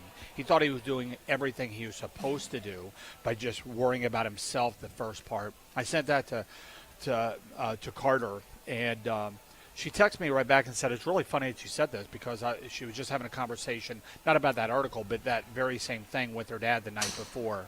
And I see a player that is not just working her tail off and doing what she's supposed to do, but also trying to be a come-with-me teammate and engaging more with the people around her, trying to enhance their experience, try to speed up their learning process. It's just a totally different way. It's out of her comfort zone for sure, but she is trying to do everything she can. I saw very similar types of growth out of a Sarah Franklin from her first to her second year here. And just a lot more things become important and to matter, rather than just being a really good player herself. Year over year, we see every team has like their own identity with every new group. And this is, again, a very new group that you're working in. Have you got the sense that this group has a specific trait or something that they are going to be known for as an identity down the road with this group? Yeah, we're not going to be as physical of the net as what we've been probably the last 5 years. I would think that'd probably be natural when you're losing kind of the size that we have, with a Devin Robinson, Anna Smrek, Dana Redke from a couple of years ago. A Sarah Franklin. We're probably not going to be quite as physical, although we do have some physical players. I think we're probably going to be more of a transition team, but we've got a setter that can kind of fling it around and kind of get the ball into different areas. So I think this is going to be, you're going to see probably a little bit longer rallies. Hopefully you'll see a little bit grittier. The backcourt will be a little bit more important, kind of like what it was our first few years here. But I think we've got the defensive players that are going to be able to keep the ball alive, and I think we'll be able to take some healthy licks from that. Wisconsin Badgers volleyball head coach Kelly Sheffield joining us on the Saturday Scramble here on ESPN Madison. Jesse Nelson back in the Everlight Solar Studio with Jon Arias, Wally Lukachinsky, and the head coach at Camp Randall Stadium, where Upper Deck Golf has turned Camp Randall Stadium into a golf course this weekend.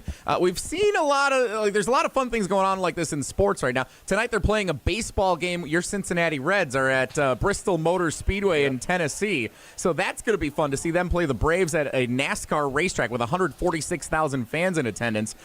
You guys are playing a few matches at the Kohl Center this year, including the first two, Kansas and Texas. Those are going to be fun. Florida comes in a couple of weeks later. Those are massive matches for you guys to be playing at the Kohl Center again. We know we're excited, and you're excited to be back in front of a large crowd here in Madison. Yeah, we're probably not going to get quite the fans that it's going to be at Bristol Motor Speedway tonight at 6:30. You can watch that at 6:30 on Fox, but probably shouldn't be promoting those guys. But do they even need promoted? But, we'll give you a pass. But the fact that we've had a couple games in the Kohl Center. Both those have sold out. We're going to dial that up to 3 this year against 3 elite programs, top 10 type 15 programs. The matches that we've had there, the previous 2 matches. I mean, we played Florida a few years ago. That went to 5. I think it was like 17-15 or 16-14 the 5th. And then we had an excellent 4-setter against Marquette last year. And the energy has been awesome.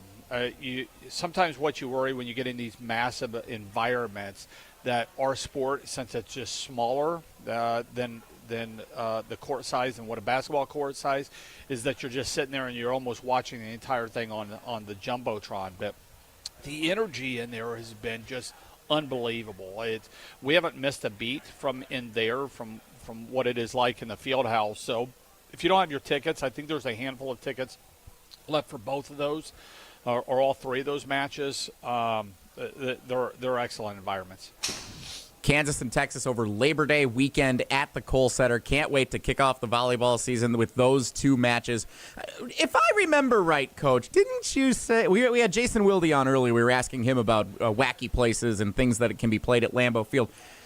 I think we should try and get Wisconsin volleyball up at Lambeau Field for maybe like a spring match or maybe even something early in the season. What do you think? You think we can make some phone calls on that?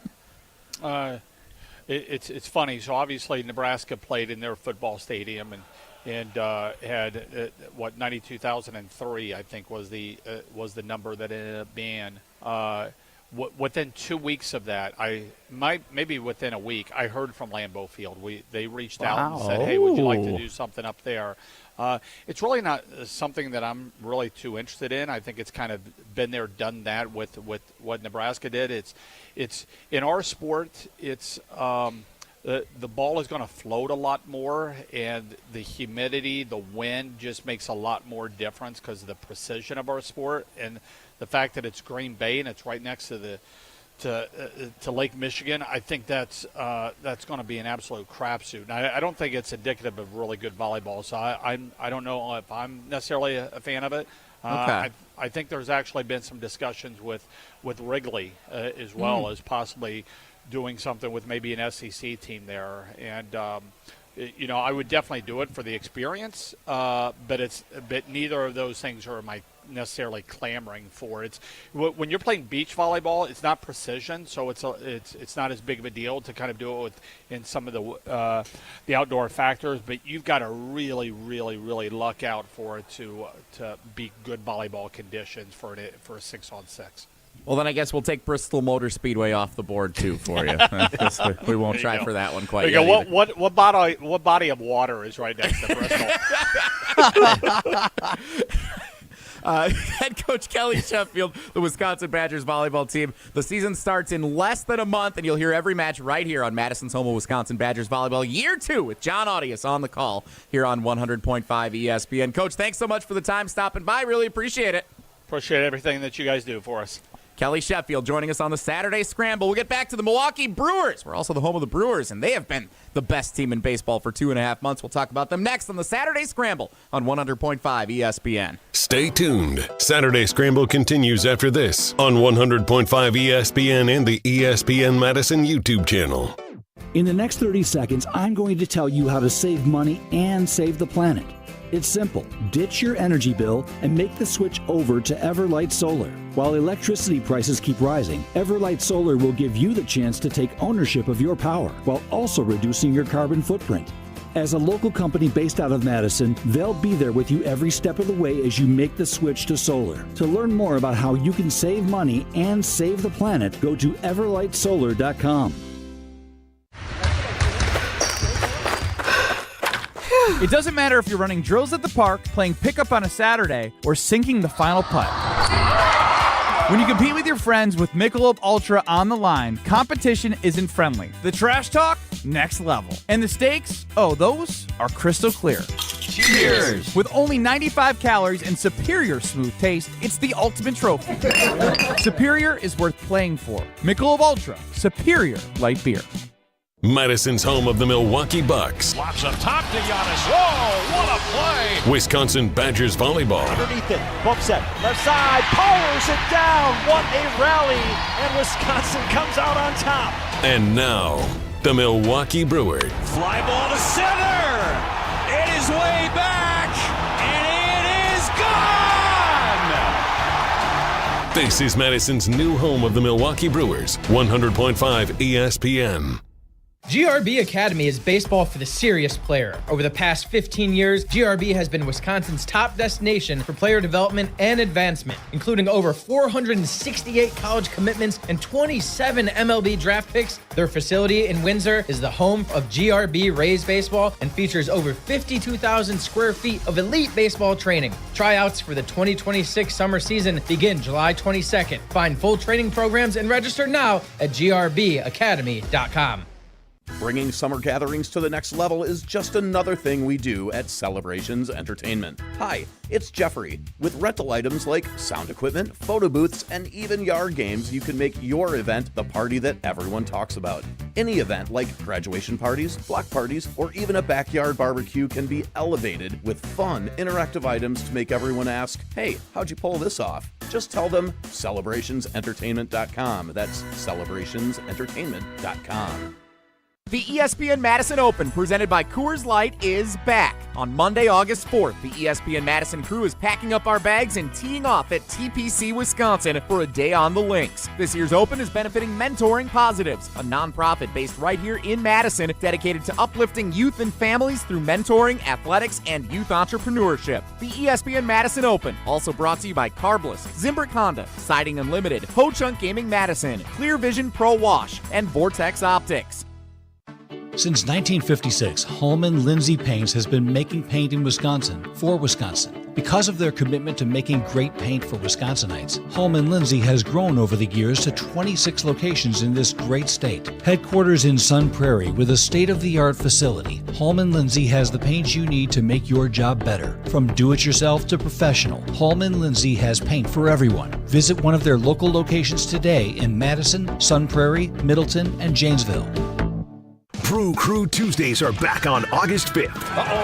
Curio sends it deep to left, and there she goes! Catch the Brewers on local TV as they battle the Atlanta Braves. And Yelich launches one deep right center field. Forget about it. Oh my goodness, third deck. This edition of Brew Crew Tuesdays is presented by Pella Windows and Doors of Wisconsin. Tune in August 5th at 6:15 on WISE TV in Madison, or check your local listings to watch the game.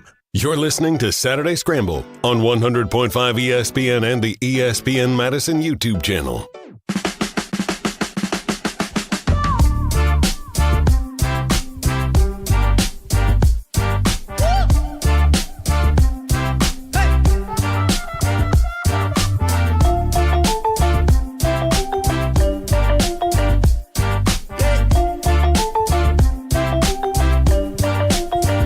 The Saturday Scramble rolls on 100.5 ESPN and the ESPN Madison YouTube channel, as well as the ESPN Wisconsin app. Jesse Nelson, the Everlight Solar Studio at ESPN Madison.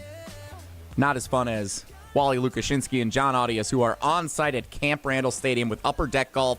They've turned Camp Randall Stadium into a golf course yesterday and today. Final day to play golf at Camp Randall Stadium. You can book your time now, Upper Deck Golf, Camp Randall. You can find all the information you need. They're open till 10 o'clock tonight. You can play under the lights. It's one of the perks of playing golf at Camp Randall Stadium, unlike a traditional golf course. And again, 2 days only. Yesterday was one, today is the other. Get your tickets now. Just search Upper Deck Golf, Camp Randall, and you'll find all the information you need to get out there. Still plenty of time to do so before 10 o'clock this evening.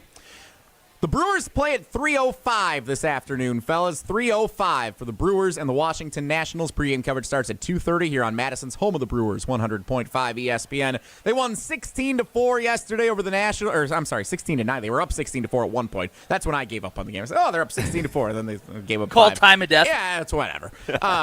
So they play again today. Pocket pancake we talked about with Pat Murphy. He took a pancake out of his pocket and ate it during an interview earlier. We talked about that. But let's actually talk about the baseball being played because the trade deadline came and went on Thursday of this week. The Brewers, of course, took 2 of 3 from the Cubs. They do stand atop the NL Central, atop the National League, and atop all of baseball with the best record entering play today.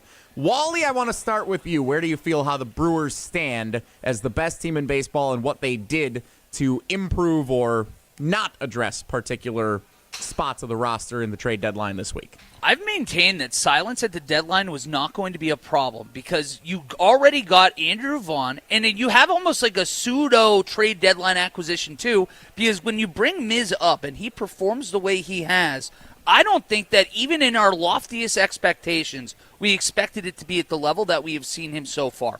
So when you factor in, you bring in those two over the last couple months, I'm fine with them not doing anything at the deadline. I think that there's something to be said where if you know you're really good at cooking a certain food, you don't have to go all like, all right, we're going to go Wagyu beef today. No, you do what you do. You know what the Brewers are good at, and they do it at such a high level that I actually love that they like this group right now. They're playing elite baseball. I say run into the second half with the same crew right now. I heard people talking about that if they don't do anything at the deadline, that it's a big mistake, blah, blah, blah. And I'm glad you brought up what you did, Wally, because what I was going to say is, well, what is Andrew Vaughn?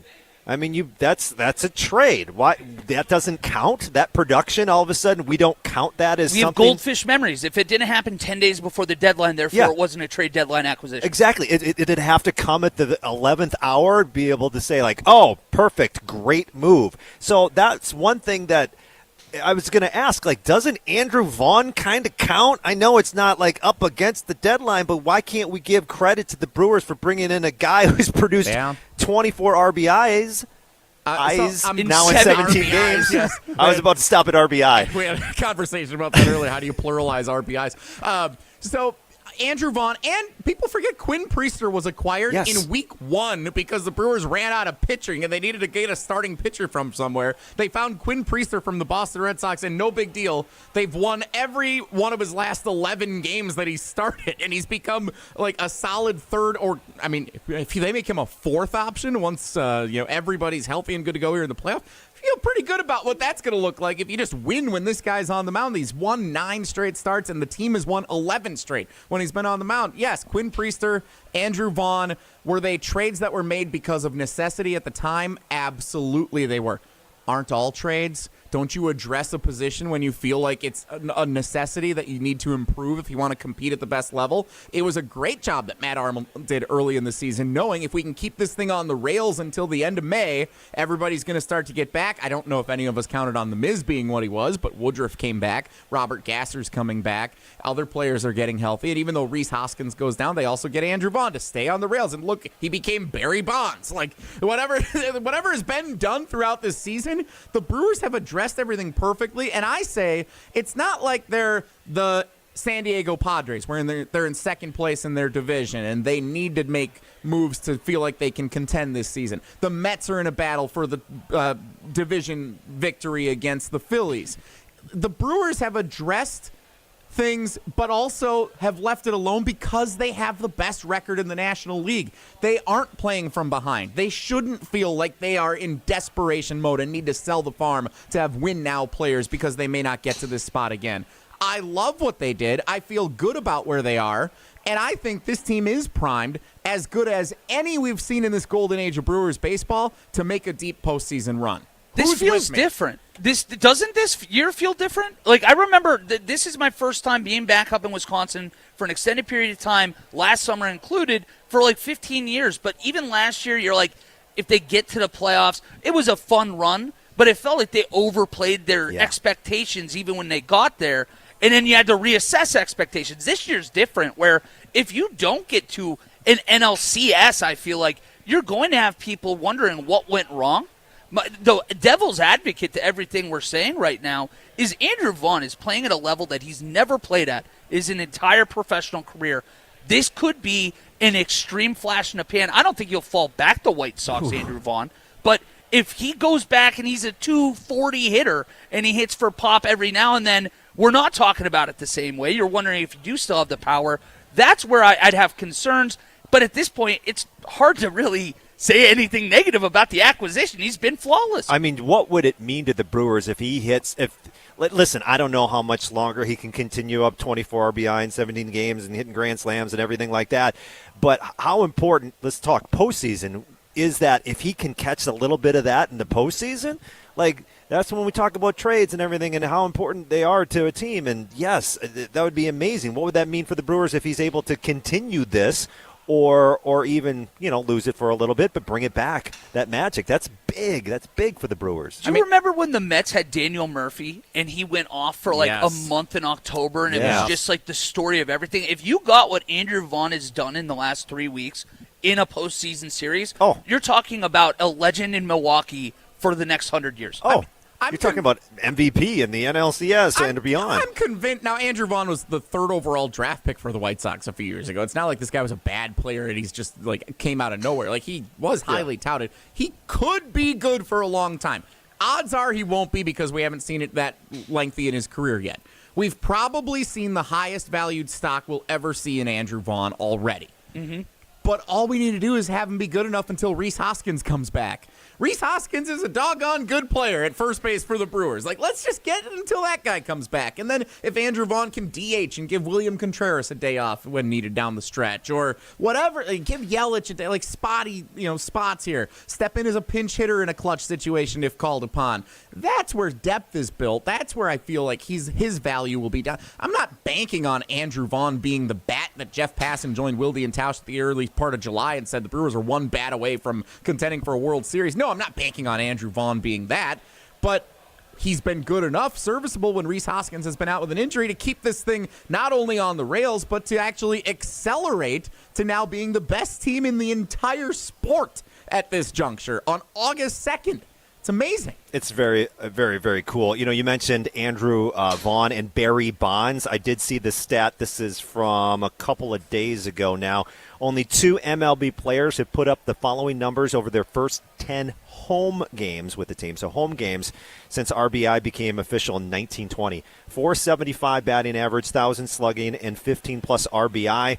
Those 2 players, Barry Bonds in 93 and Andrew Vaughn with the Brewers in 2025. Anytime you can get Barry Bonds in a comp with a Milwaukee Brewer, I think we're going to take it. I think so, too. And I saw a fun tweet there by our boy, Primetime Wollersheim, Ryan Wollersheim, on the night when Vaughn hits the grand slam. He's got a picture, I'll try to describe it, a picture of Vaughn and then another picture of Vaughn, and it's slowly fading in, and then a third picture, and then you see Babe Ruth, and then a fourth picture, and it's just totally Babe Ruth. Andrew the Babe Vaughn. It's the Metamorph books back in the day when you would be at your book fair and you see a person turn into a shark. It's the same thing, except it's Andrew Vaughn turning into Babe Ruth. Yes. So Babe Ruth, Barry Bonds, all of that combined. Vaughn's been awesome. Going to be a fun stretch here. The Brewers play the Mets coming up pretty soon. Of course, the big 5-game series with the Cubs at Wrigley Field, which will feel like it's going to make or break whether the Brewers have a first-round bye as division winners in the playoffs or if they're going to have to play in that best-of-3 wild-card round on the road against somebody. So we'll see how that all plays out. It's going to be a fun stretch down to the conclusion of this baseball season if the Brewers continue to play as well as they have. Now winners of 16 of their last 19 games and still the best record in baseball belonging to the Milwaukee Brewers. They play the Nationals this afternoon, 3:05 first pitch right here on Madison's home of the Brewers, 100.5 ESPN. Good time to be a fan of the Milwaukee Brewers. We'll wrap up the show. Jon Arias will tell us about his trading card excursion yesterday, and we'll get our final thoughts as Upper Deck Golf has transformed Camp Randall Stadium into a golf course for the weekend. That's straight ahead on the Saturday Scramble. Jesse Nelson, Jon Arias, Wally Lukachinsky on ESPN Madison. Stay tuned. Saturday Scramble continues after this on 100.5 ESPN and the ESPN Madison YouTube channel. Greg Scalzi here for Total Athlete Performance. They're here to provide elite performance training for serious athletes in the Madison area. And there's a new Verona TAP facility open inside of the Verona Athletic Center. Summer speed, agility, and semi-private options are now available at both Verona and Windsor locations and now offering monthly subscription payment options. Plus, you can download the new Total Athlete Performance app for remote training options all year round. Visit tapwisconsin.com. That's tapwisconsin.com. The sound of summer is on ESPN Madison. The 1-2 pitch. Swing and a miss. He struck him out. Madison's home of the Brewers. Mizorowski deals. Struck him out. A heater at 101. Catch every Milwaukee Brewers game this season on 100.5 ESPN. Back and watching it sail. It's a grand slam. Brewers baseball on ESPN Madison is presented by Hard Rock Casino Rockford and brought to you by the Pfister Hotel in downtown Milwaukee. Ever thought about hitting a golf ball in Camp Randall Stadium? Well, now is your chance. On August 1st and 2nd, you can enjoy a VIP experience while hitting tee shots from the upper deck throughout the stadium down to custom greens on the field below. Start and end your round with great music, cold beers, food, and numerous golf challenges. Event is open to all ages, but hurry because tee times will go fast. Go to upperdeckgolf.com to book a tee time today. That's upperdeckgolf.com.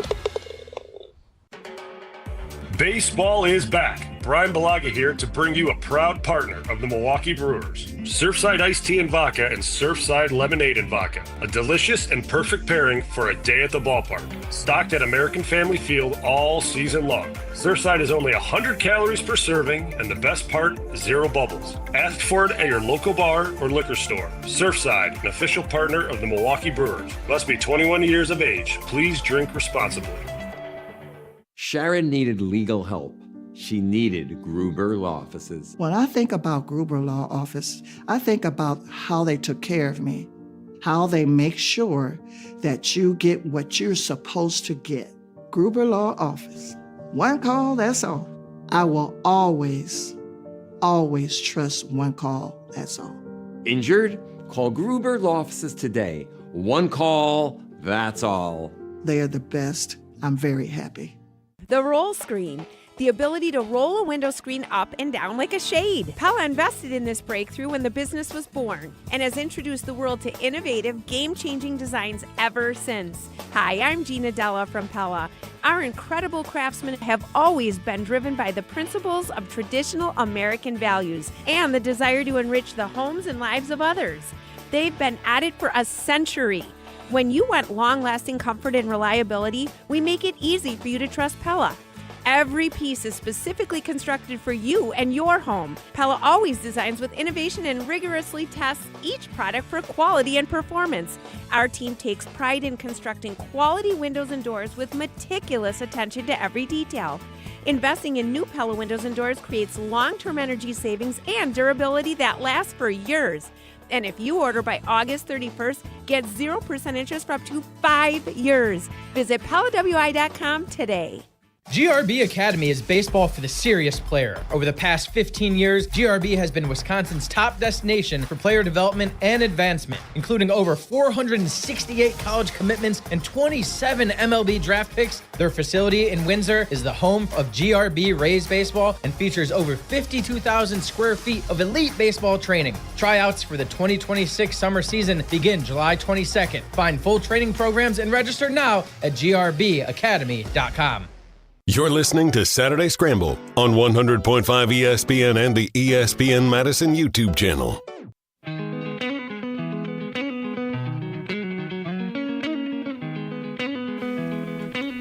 Saturday Scramble, 100.5 ESPN and the ESPN Madison YouTube channel. Jesse Nelson in the Everlight Solar Studio. Jon Arias, Wally Lukachinsky at Camp Randall Stadium. Upper Deck Golf has transformed Camp Randall into a golf course, guys. Final thoughts as we bid farewell to this two-day event that has lived up to the hype at one of college football's iconic stadiums. I think this is very, very cool. I think if you have some time later tonight, you should check out Upper Deck Golf website and go to the Camp Randall listing, and I think you should come check it out because it's not very often you get to come out here and have something so unique. And it's a beautiful day for it, and you can have some lunch, and you can have some drinks, and you can have some fun with your friends. Well said. I don't even have anything else to add. This is an unbelievable environment, and I highly, highly recommend you come out and drink in Camp Randall in a non-football environment, something you don't get to do every day. Wally, we're going to get you dodging shots to go out there and pick up some of the balls that are out on the field. Is that a role we could hire you for here for the rest of the day? I'm willing to do anything. If I get hit by, a wedge or something, I can take that. I think with a helmet, I'm okay. Just protect the mentals. I'll be okay. We are all out of time. Sorry, John. We'll have to talk about your trading card excursion another time. It came up short anyway, so who knows if that was even worth going down the road. Appreciate both of you guys stepping in here for Pablo Iglesias and Riley Yauk. It's truly a scramble here on the Saturday Scramble. We were able to have a lot of fun this morning with Upper Deck Golf at Camp Randall Stadium. Appreciate both you fellas. Thanks so much. Thank you, Jesse. Thank you, Jesse. That's it for the Saturday Scramble this week. Go Brewers, 3:05 this afternoon, taking on the Washington Nationals in the nation's capital. Coming up next, special edition of Finalysis Weekly here on 100.5 ESPN. Stick around for that. And the Brewers coming up. Pregame coverage starts at 2:30. Thanks so much for joining us. The Saturday Scramble on ESPN Madison. It doesn't matter if you're running